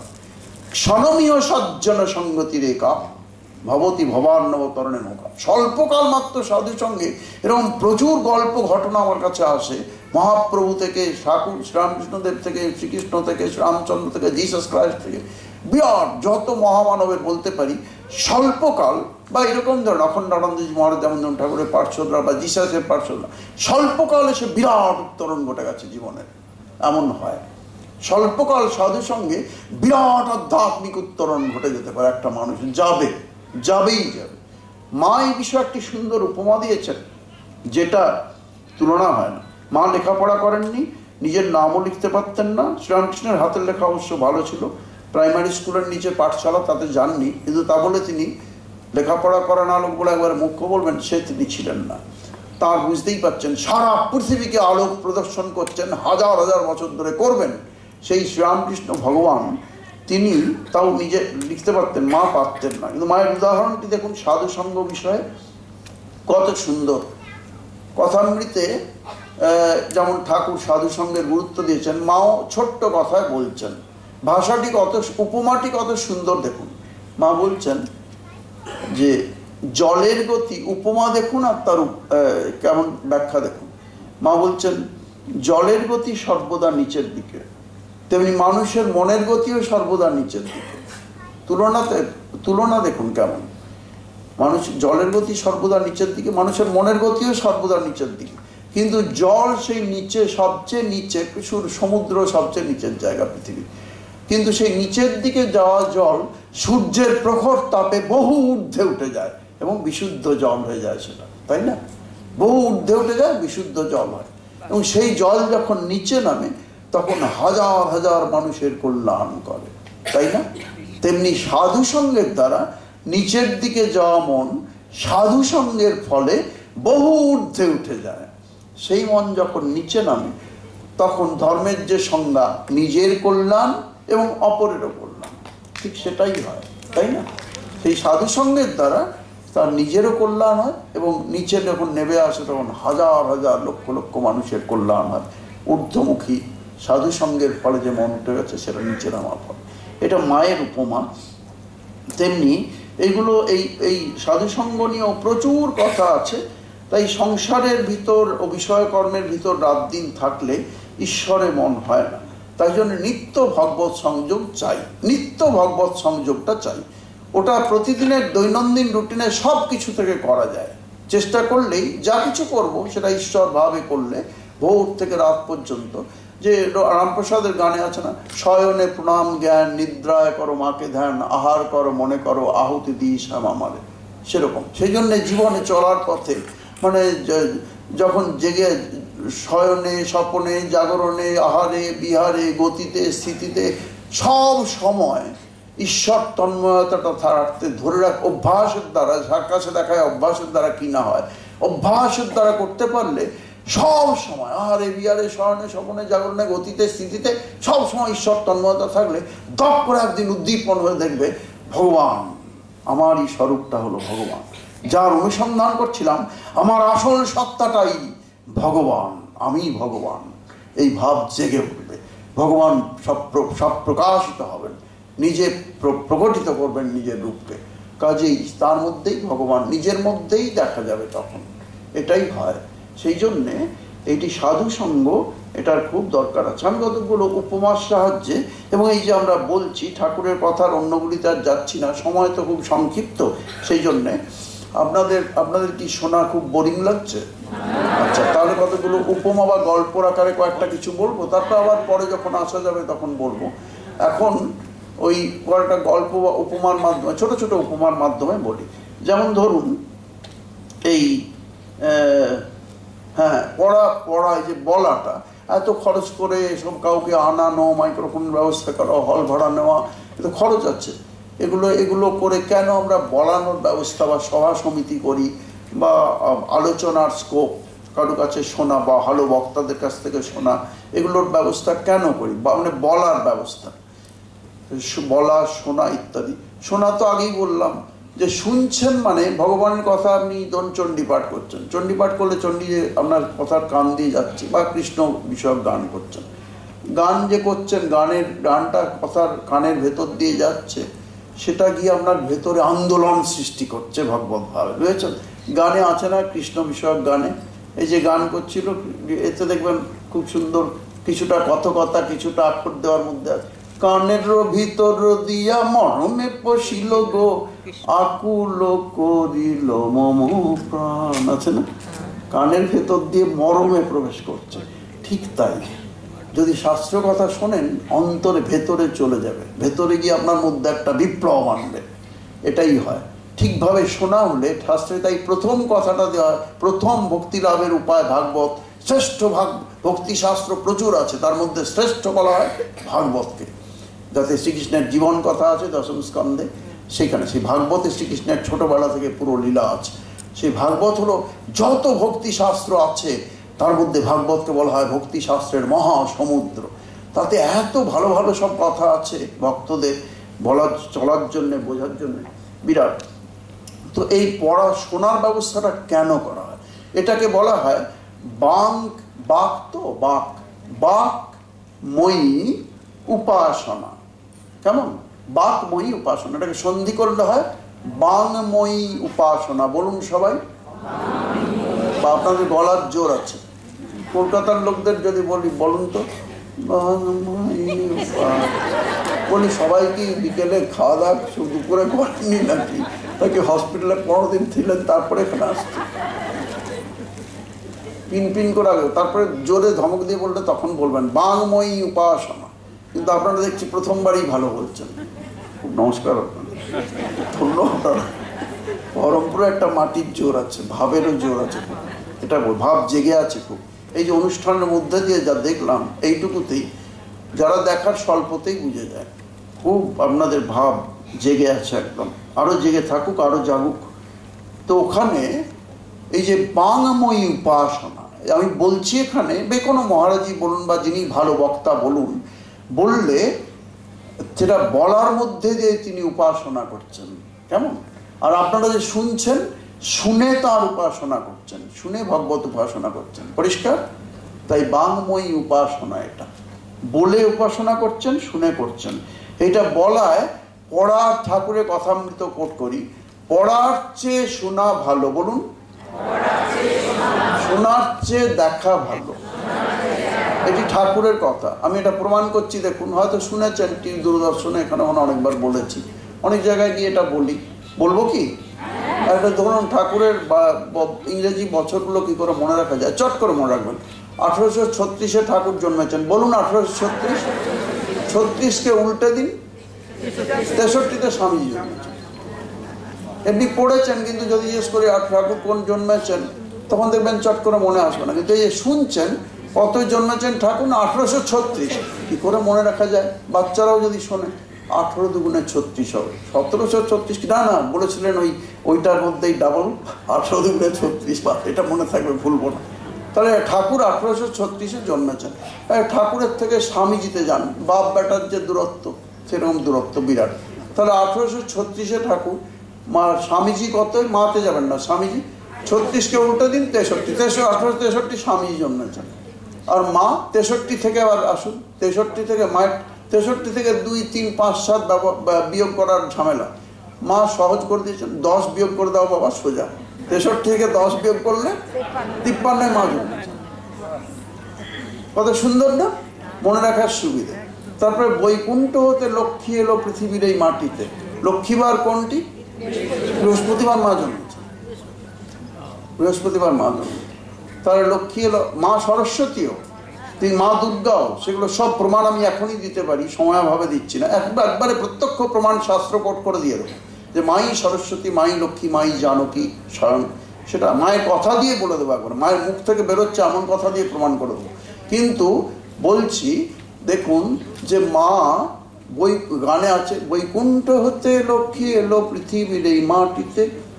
লক্ষ্মী মানে লক্ষ্মীবার বৃহস্পতিবার পশ্চিমবঙ্গে, দক্ষিণ ভারতে কিন্তু লক্ষ্মীবার শুক্রবার, বুঝেছেন? কিন্তু যখন তামিলনাড়ুতে যান, অন্ধ্রে বলবে শুক্রবার মানে। কিন্তু মা কোথায় জন্মেছেন? বাঙালি পরিবারে। তাহলে বাংলায় লক্ষ্মীবার কোনটি?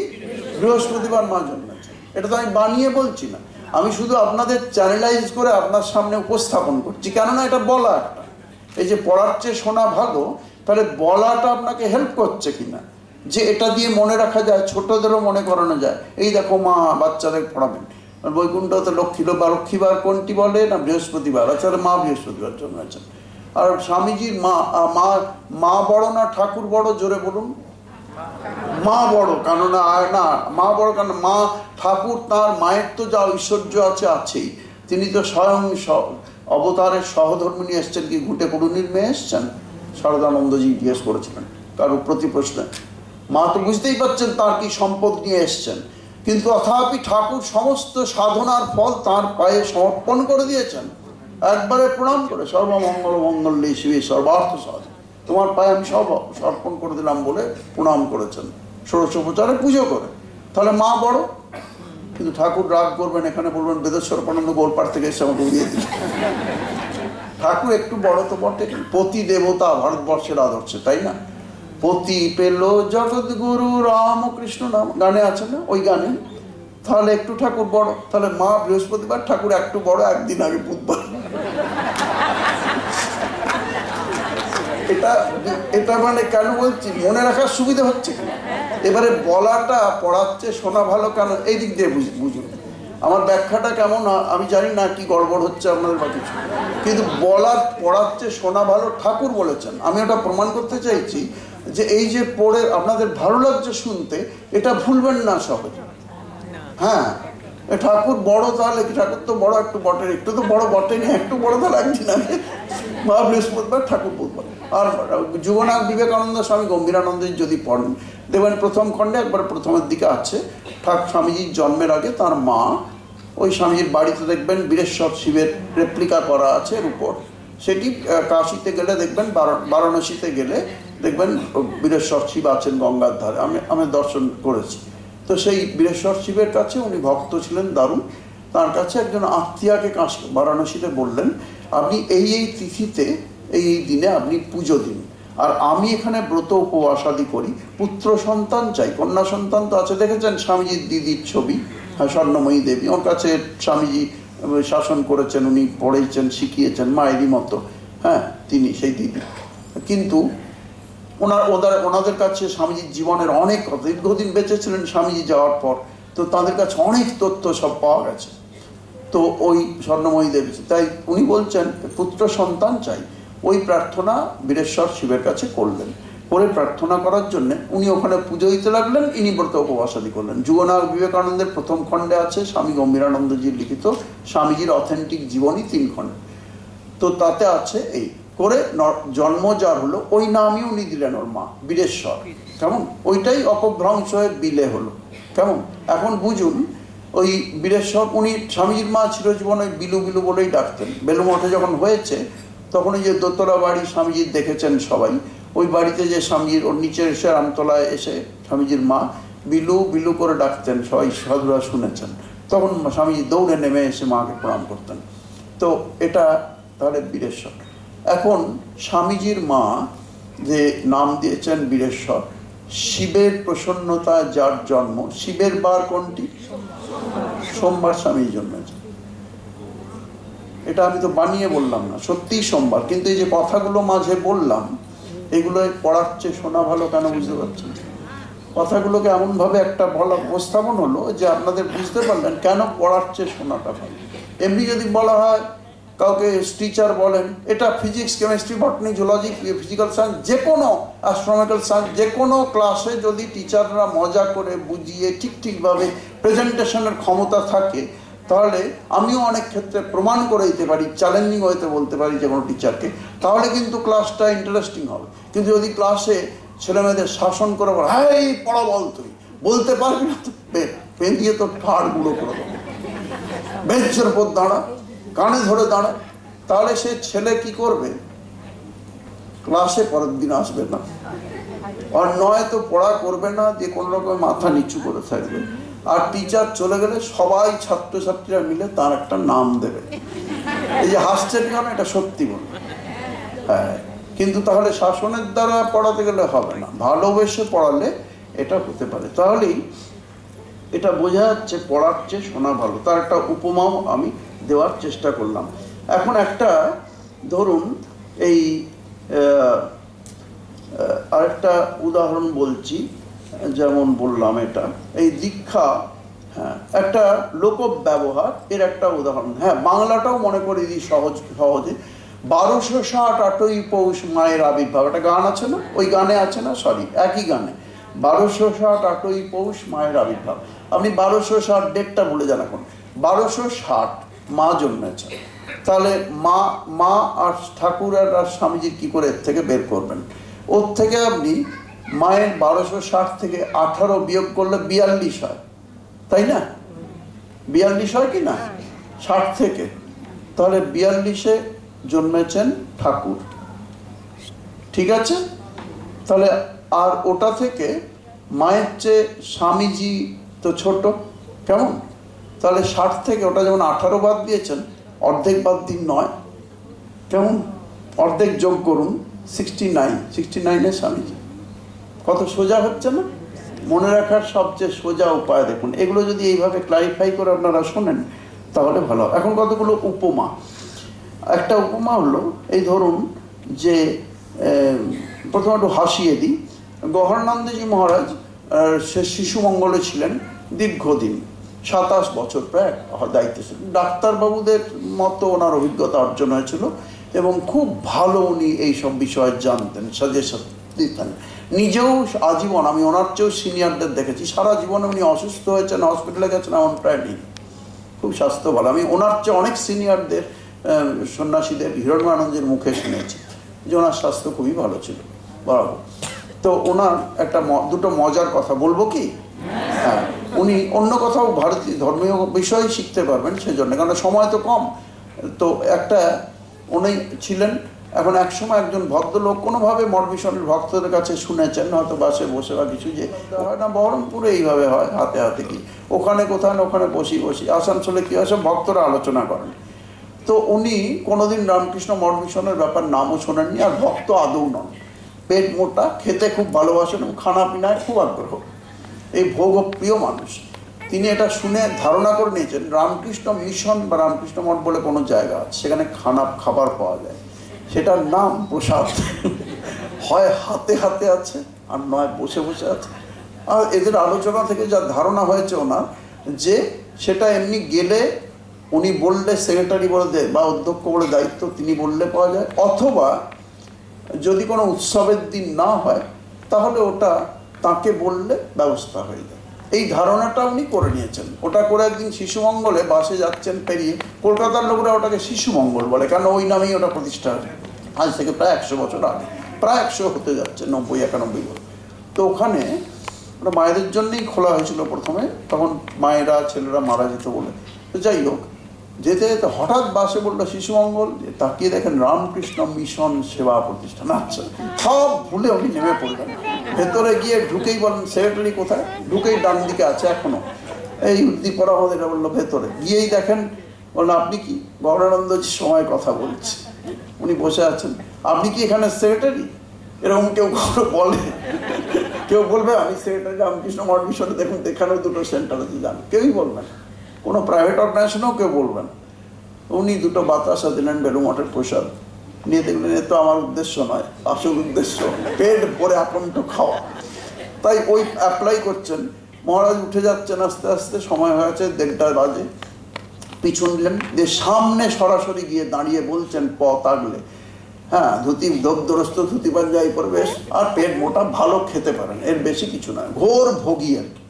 উনি মহারাজের পথ আগলে চোখে চোখে তাকে জিজ্ঞেস করছেন, আচ্ছা এখানে কি প্রসাদের ব্যবস্থা আছে? তখন মহারাজ দেখুন এখানে শেখার আছে। আমরা সাধারণত ধরুন আমি যদি ওখানে ওই জায়গায় দাঁড়াই তাহলে কি হবে, আমার রাগ হবে।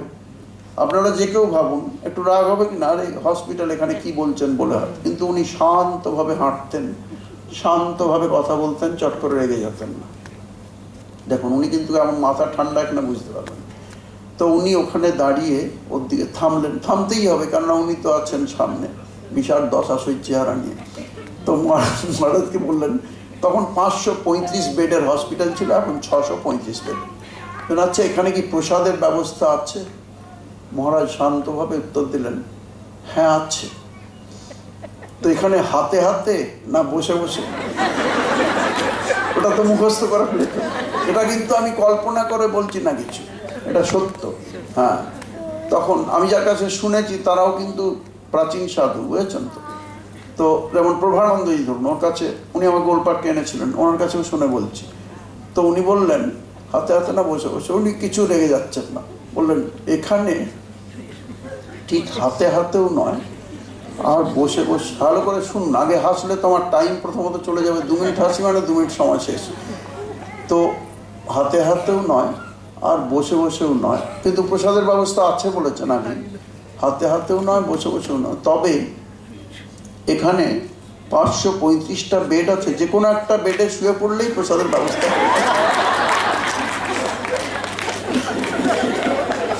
কত সহজ উত্তর দেখুন। ধর্মীয় বিষয়টা এখানে বুঝলেন, রেগে যাওয়া নয়, কিচ্ছু নয়, শান্তভাবে উত্তর দেওয়া। এবং সত্য বলেছেন এখানে প্রসাদের ব্যবস্থা আছে। আছে, আমরা ঠাকুরের জন্মদিতে মাকুর মা স্বামীজির বৃন্দাবন হোক, কোথাও কানপুর, মালা দিই, ফুল দিই, পুজো করি, পেশেন্টদের দিয়ে সেবা, তাই তো হয়। এই যে অখণ্ডানন্দজি করছেন, কার সেবা? এই তো গানেও গাইলেন, এই যে মা এইমাত্র গাইলেন না, আগে যিনি গাইলেন ওনার কন্যা, তিনি তো ওই কথাই তো বললেন সেবা। তাহলে কার সেবা করছে? ভগবানেরই সেবা করছে, সেবাতে লেগে পড়ো, তাই না? সেই জন্যেই এইগুলোও শিখতে হবে। শুধু হাসির কথা বলছি তা নয়, এইগুলো হলো মানে ব্যবহারের দ্বারা আপনি এটা করতে পারেন।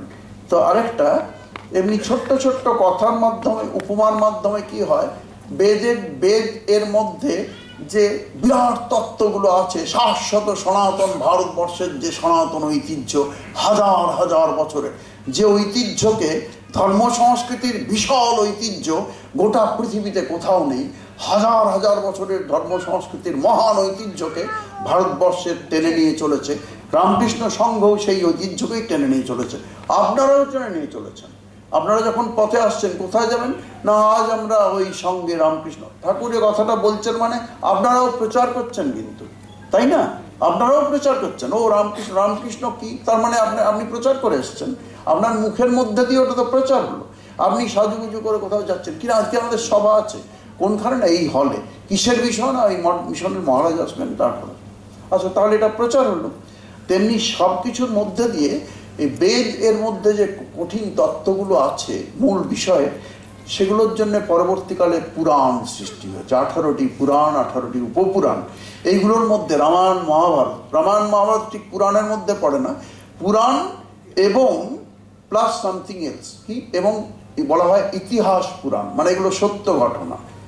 পুরাণের গুণগুলো আছে, আবার ইতিহাস পুরাণ, এগুলো সত্য ঘটেছে, রামায়ণ এবং মহাভারত সত্যি কাহিনী। তো যাই হোক, এইগুলো এই জন্যেই যে উপমার দ্বারা একটা বাচ্চাও কেউ বুঝতে পারে সহজে, সেই জন্যে আমি এগুলোর প্রসঙ্গ আনলাম। যদি ভবিষ্যতে আসি এই ধরনের বলেও কিন্তু সারাটা দিন কাটানো যায়, এরকম আমার কাছে হাজার হাজার আছে।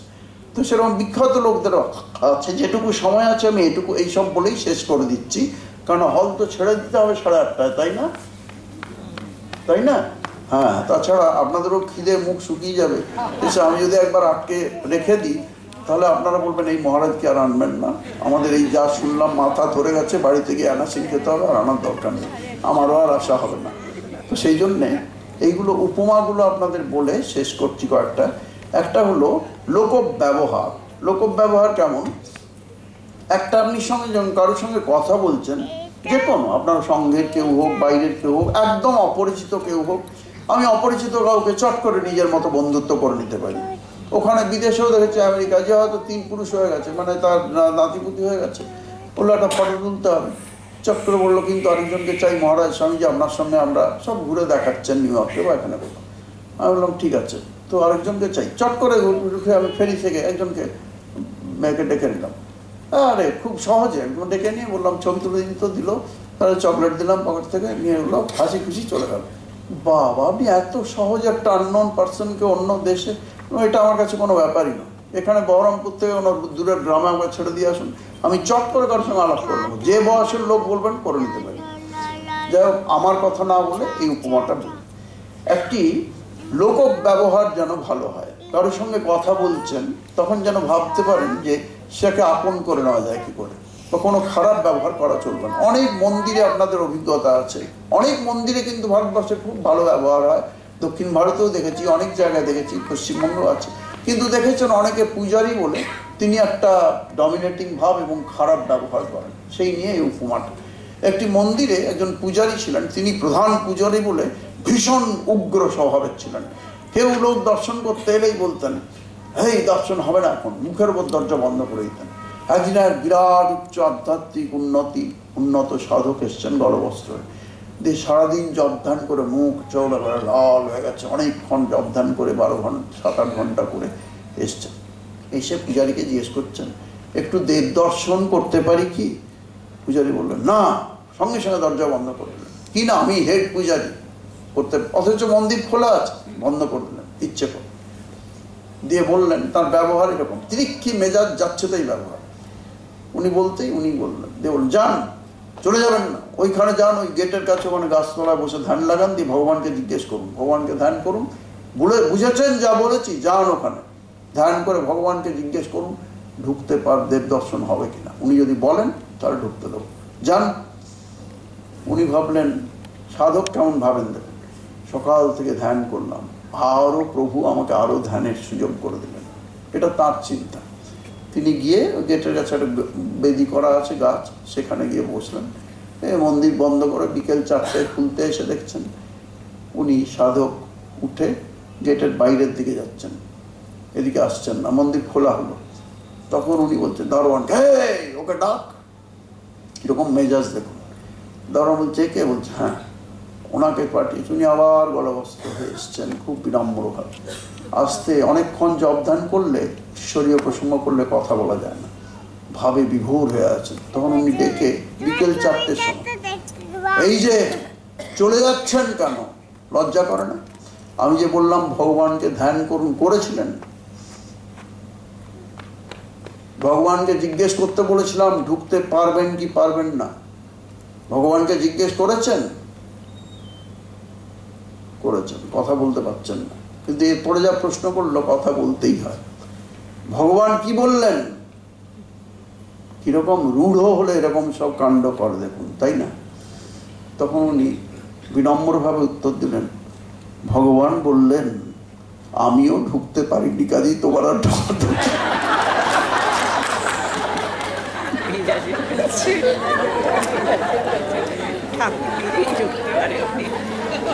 হাসির জন্য 10 সেকেন্ড রাখবেন।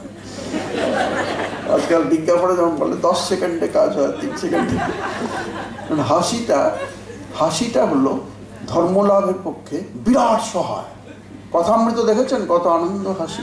হাসতে যদি কেউ না পারে, আমি হাসির বিষয়ে শাস্ত্র প্রমাণ কয়েকটা দিচ্ছি। গীতার 2য় অধ্যায়ে বিখ্যাত শ্লোক, যারা ব্রহ্ম বিকাশের যে লক্ষণ সেগুলো দেখার জন্যে, প্রসাদে সর্ব দুঃখানাং হান্ডস্য উপজাতে প্রসন্ন চেত সবিহাসু বুদ্ধি করবে। গীতার 2য় অধ্যায়ে ভগবান বলছেন প্রসন্ন চিত্ত, প্রসন্নতা খুব দরকার।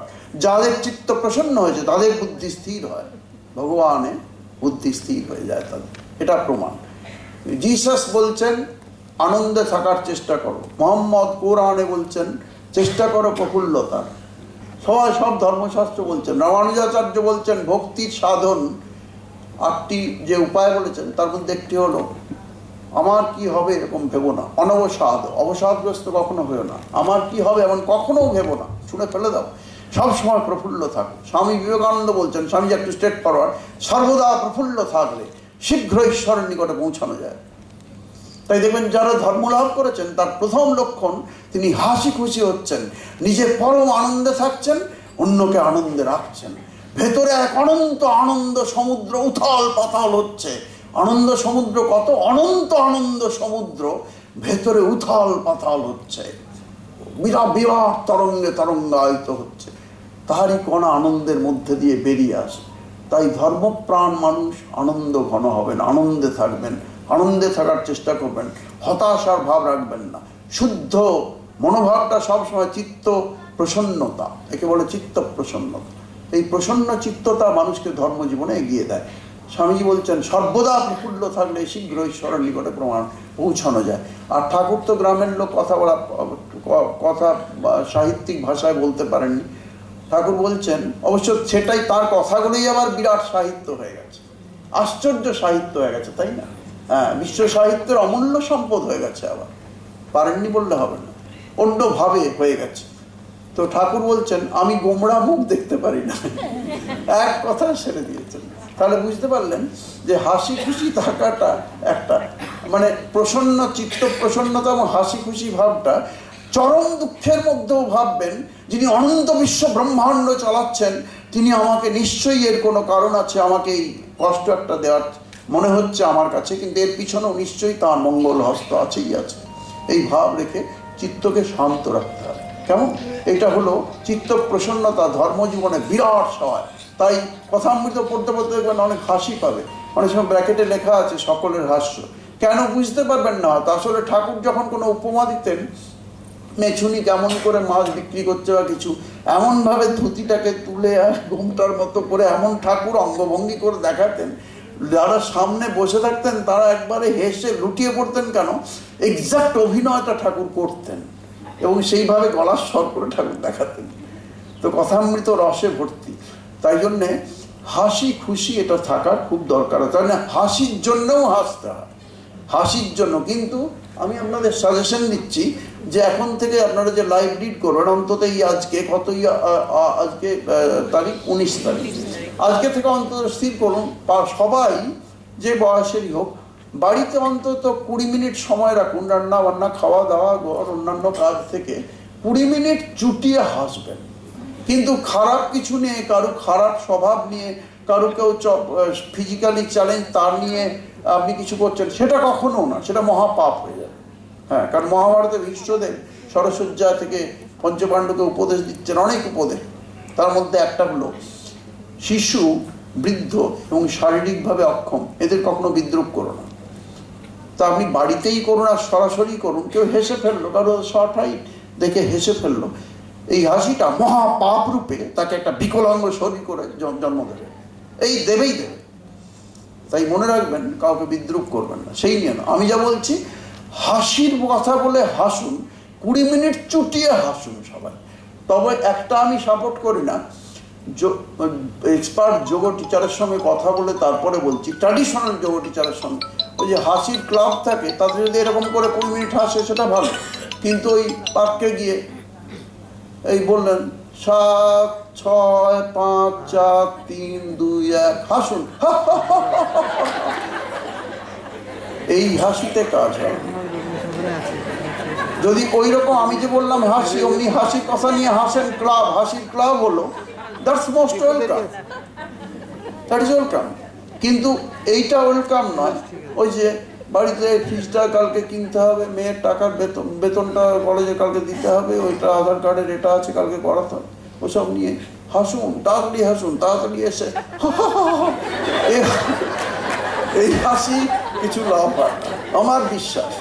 আমি ট্র্যাডিশনাল যোগ টিচার করি, এটা কি লাভ হবে? না, ওটা হবে, হাসিটা হবে। এই যে এখন আপনারা হাসলেন, এই যে হাসছেন, এটা হলো স্বতঃস্ফূর্ত হাত, স্পন্টেনিয়াসলি বেরিয়ে আসছে নাভিমণ্ডল থেকে, মুখ বিস্ফারিত হচ্ছে, একবারে বিজ্ঞাপনের মতো দাঁতের কোলগেটের এ দেখা যাচ্ছে, আর প্রাণ ভরে যাচ্ছে, আপনার এনার্জি বাড়িয়ে তুলছে, যে একটু ঘুম ঘুম পাচ্ছিল তারও ঘুম ছুটে গেল হাসির জন্য। এটা হলো আসল হাসি।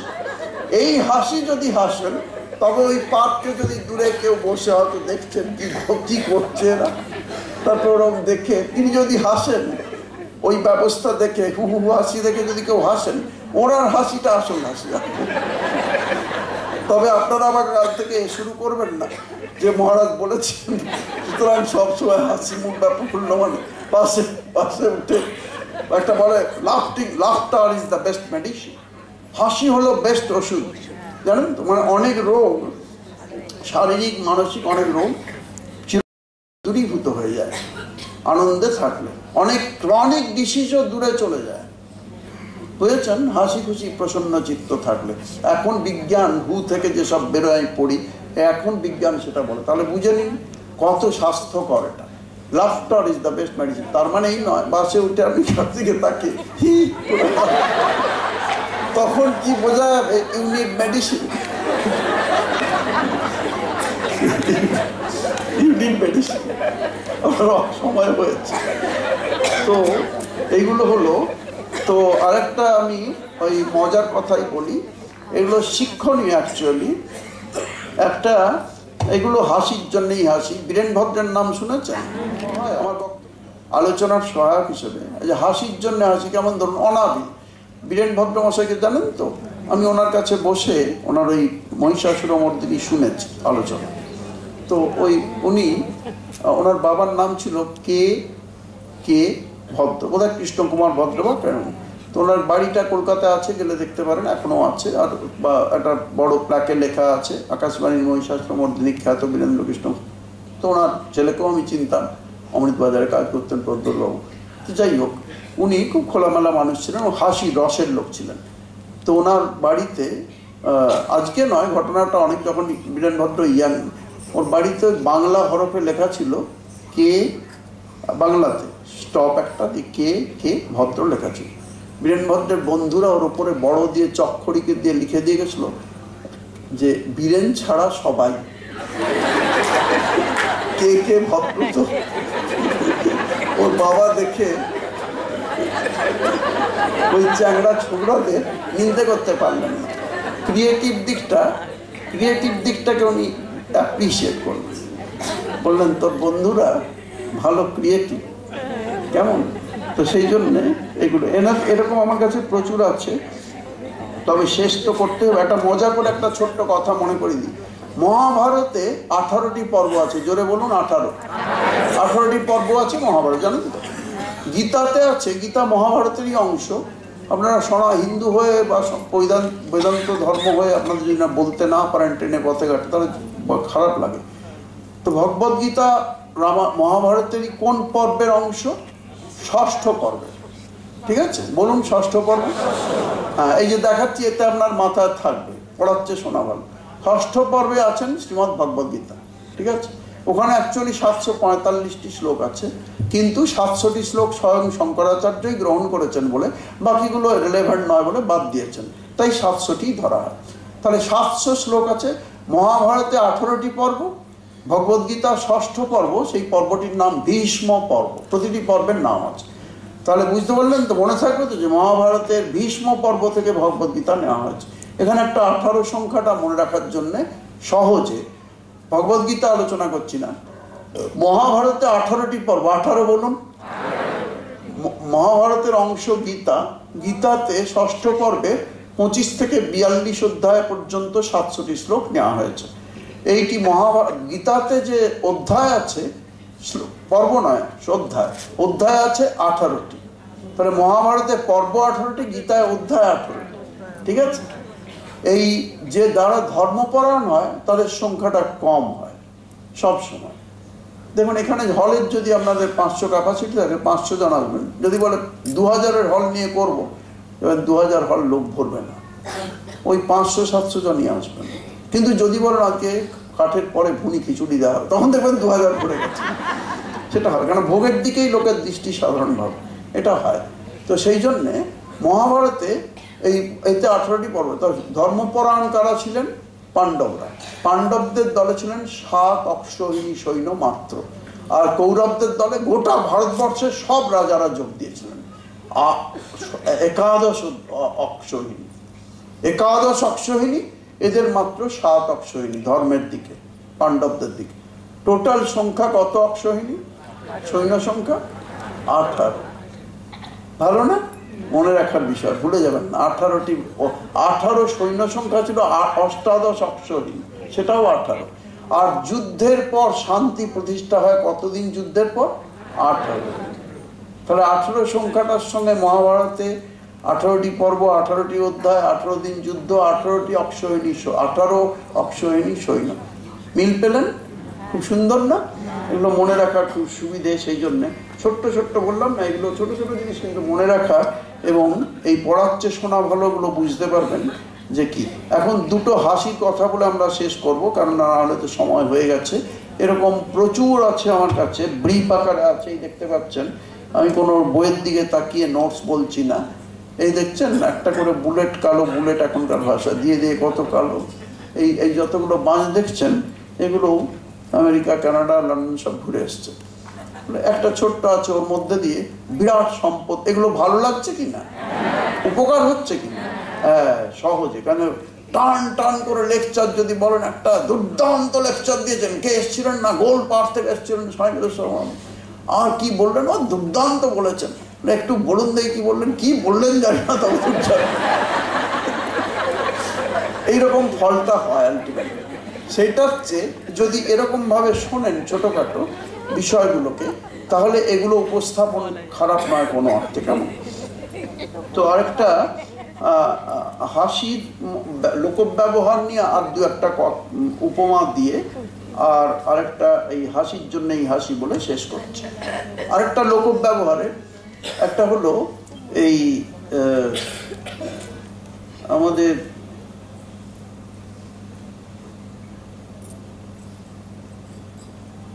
একজন এই রাগ কি করে কন্ট্রোল করা যায়, ক্রোধকে, এ নিয়ে ধরুন একটা 1 ঘন্টার ভালো লেকচার দেওয়া যায়।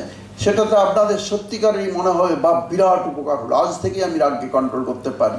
কিন্তু সেগুলো আজকে অত বলা যাবে না, একটা শুধু বলছি। রাগকে কন্ট্রোল করার জন্য যারা চট করে রেগে যায়, আমি তো বললাম ইয়াং ছেলে মেয়েদের নিয়ে কাজ করি বহু বছর ধরে, জীবনের অর্ধেকেরও বেশি সময় ধরে। গোলপার্কে 10 বছর করেছি, তারপর বাইরে যাওয়ার জন্য বন্ধ হয়ে যায়, এখনও আবার করছি এসব। প্লাস ছেলে মেয়েদের বাবা মা কী করে ছেলে মেয়েদের মানুষ করবেন, মানে 1 থেকে 15-16 বছর পর্যন্ত, সেগুলো কাউন্সেলিংও করি বাবা মা। তো ওটাও অনেক অভিজ্ঞতা হয়। পশ্চিমবঙ্গ বিশেষত অনেক স্টেট, পশ্চিমবঙ্গের অনেকগুলো জেলা বেশ পিছিয়ে আছেন, মা বাবার অনেকের ধারণাই নেই কী করে ছেলে মানুষ করবেন। সেই জন্য অনেক উপসর্গ অসুবিধে হচ্ছে পশ্চিমবঙ্গে বাচ্চাদের, মানে চরিত্র গঠনে বাধা হচ্ছে, সেগুলো শিখতে হবে আগে। তো এনিওয়ে, এটা হলো রাগকে কন্ট্রোল করার অনেক উপায় আছে, সেগুলো একটা আলোচ্য বিষয়, 1 ঘন্টার বক্তৃতা হবে ভালো। এবং বক্তৃতা মানে ওইগুলো কি বলবো, টিপসগুলো বলে দেওয়া যাবে, কেমন? সেগুলো খুব সাহায্য করবে, কারণ দৈনন্দিন জীবনে কিন্তু করা যায়। তার মধ্যে একটা হলো যে হাসি খুশি, মানে আপনি যদি থাকেন, মানে কি বলবো, আপনার যদি সেন্স অফ হিউমার, রসবোধকে যদি জাগিয়ে রাখতে পারেন কনস্ট্যান্টলি মনের মধ্যে, রসবোধকে, যেটা দেখবেন রেগে না গিয়ে রসবোধটাকে জাগিয়ে রাখতে পারেন, তাহলে আপনি রাগকে কন্ট্রোল করতে পারেন। এটার একটা উপমা দিচ্ছি। ব্যান্ডেল লোকাল যায় না অনেক, হাওড়া থেকে, নানা রকম, শিয়ালদা থেকে, বনগাঁ লোকাল, ব্যান্ডেল লোকাল, ওই লোকালে লোকরা যায়। তা একই লোক, একটা কোনো কম্পার্টমেন্টে উঠে গেলেন, অফিসে আসছে, একই লোক যাচ্ছে বারবার। ওখানে এক ভদ্রলোক, একটু শর্ট হাইটে, তিনি চেষ্টা করছেন, ওই সময় ট্রেনটাও স্পিডে যায় বেশ, ওই 10টার আগে পর্যন্ত লোকালগুলো, আর একটা করে হাতে ধরার আছে। তিনি শর্ট হাইট বসত, এমনি 2টো আঙুল ঠেকিয়ে রেখেছেন, ভালো ধরতে পারছেন না। আর ভিড়ের মধ্যে ট্রেনটা স্পিডে যায় বলে সব কাঁপতে থাকেন। তো এক ভদ্রলোক ওর পাশেই, ওর পাড়ার লোকরা সব আছেন ওখানে, জানেন ওই দাদা একটু আটকে রাখেন, কিন্তু দোলেন একটু বেশি, কি করা যাবে। কিন্তু এক ভদ্রলোক, ওনার পাড়ার নন, তিনি ওখানে ওনাকে জোর গালাগালি দিয়ে ধমক দিচ্ছেন। তিনি লম্বা, কি দাদা, সারা ঠিকভাবে দাঁড়াতে পারেন না, গাড়িতে যাবেন, ট্রেনে যান কেন, এত কাঁপছেন কেন, লজ্জা করে না কাঁপছেন? পাড়ার লোকরাও খুব আহত হচ্ছেন, এই দাদাকে বলছে এটা ঠিক নয়। আর বলা কি উচিত এটা বলুন? কারো কি বলা উচিত? কারো শারীরিক, দেখতেই পাচ্ছেন উনি শর্ট হাইট বলে ধরতে পারছেন না, ওগুলো আঙুল দিয়ে একটু 2 হাতে আটকে সামাল দিচ্ছেন। উনি কিন্তু রসের মানুষ, এই শর্ট হাইট যেন রসে বসে থাকেন। পাড়ার সবাই জানেন, কারণ দাদা ঠিক একটা উত্তর দেবেন, ওরা ফিস ফিস করছেন। তারপরে ওই ভদ্রলোক আবার ধমক দিচ্ছেন, এত কাঁপছেন কেন, এত কাঁপছেন কেন, অ্যান্টেনাগুলো নামান, অ্যান্টেনাগুলো নামান। তা অ্যান্টেনা মানে হাতগুলো নামিয়ে দেখলেন লম্বা চেহারা, কিছু রাগ করছেন, আর কি করবেন। এরপর আরো বেশি স্বাভাবিকভাবে দুই কাঁপছেন। তখন উনি বলছেন, হাত আরো বেশি করে কাঁপছেন, যে কি আরো বেশি করে কাঁপছেন। তখন উনি ওনার চোখে চোখে তাকিয়ে বললেন, অ্যান্টেনা নামালে ছবি তো কাঁপবেই।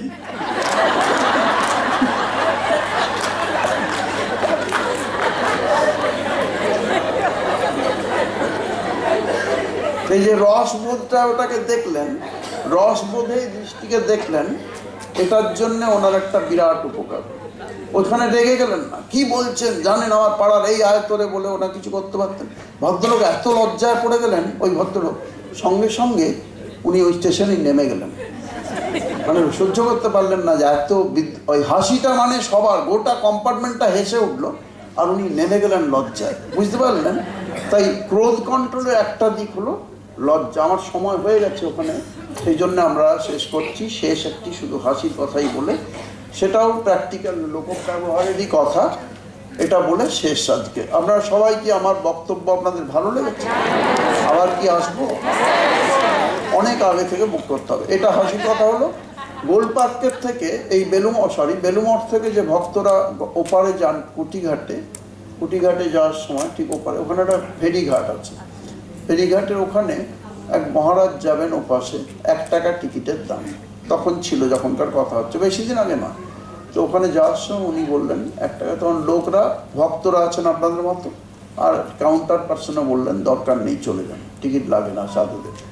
উনি চলে গিয়ে জেটিতে নামতে গিয়ে দেখলেন হলুদ বোর্ডের ওপরে লাল অক্ষরে বড় করে লেখা আছে, জেটির মুখটায় নোটিশের ভাষাটা লক্ষ্য করুন, গরু, ছাগল, কুকুর, পাগল, খোড়া আর মহারাজ আর মাতাজি, এদের কোনো টিকিট লাগে না। এই ভাষা হওয়া উচিত। আপনারাই হাসছেন, হাসি পাচ্ছে, কিন্তু আমারও মনে হচ্ছে লজ্জার, এতটা উঁচুতে এত সুন্দর চেয়ারে বসিয়ে সম্বর্ধনা দিচ্ছেন, আমি সেইটার উপযুক্ত আছি? গরু, ছাগল, কুকুর, পাগল, খোড়া আর মহারাজ মাতাজি, টিকিটের কত দাম না? 1 টাকা। মহারাজ ওটা দেখে ফিরে এসে আবার 1 টাকার একটা টিকিট কিছুতেই দরকার নেই বলছে, তো বললেন না দিন, আমার প্রণামীর 1 টাকা আছে। নিয়ে তিনি ওপারে জোর করে দিয়ে আসতে মহারাজ এসে, মহারাজ আপনি 1 টাকা কেন খরচ করলেন ফর নাথিং? তখন মহারাজ বললেন, ভাই বিকেলে চা খেতে খেতে এখানে এসে, ভাই সব তো ঠিক আছে, কিন্তু ওইটা লেখা আছে হাজারো মানুষের শরীর। আজকে এখানেই শেষ করছি। আপনাদের সবার সর্বাঙ্গীন কল্যাণ ও মঙ্গল, সকলে ভালো থাকুন।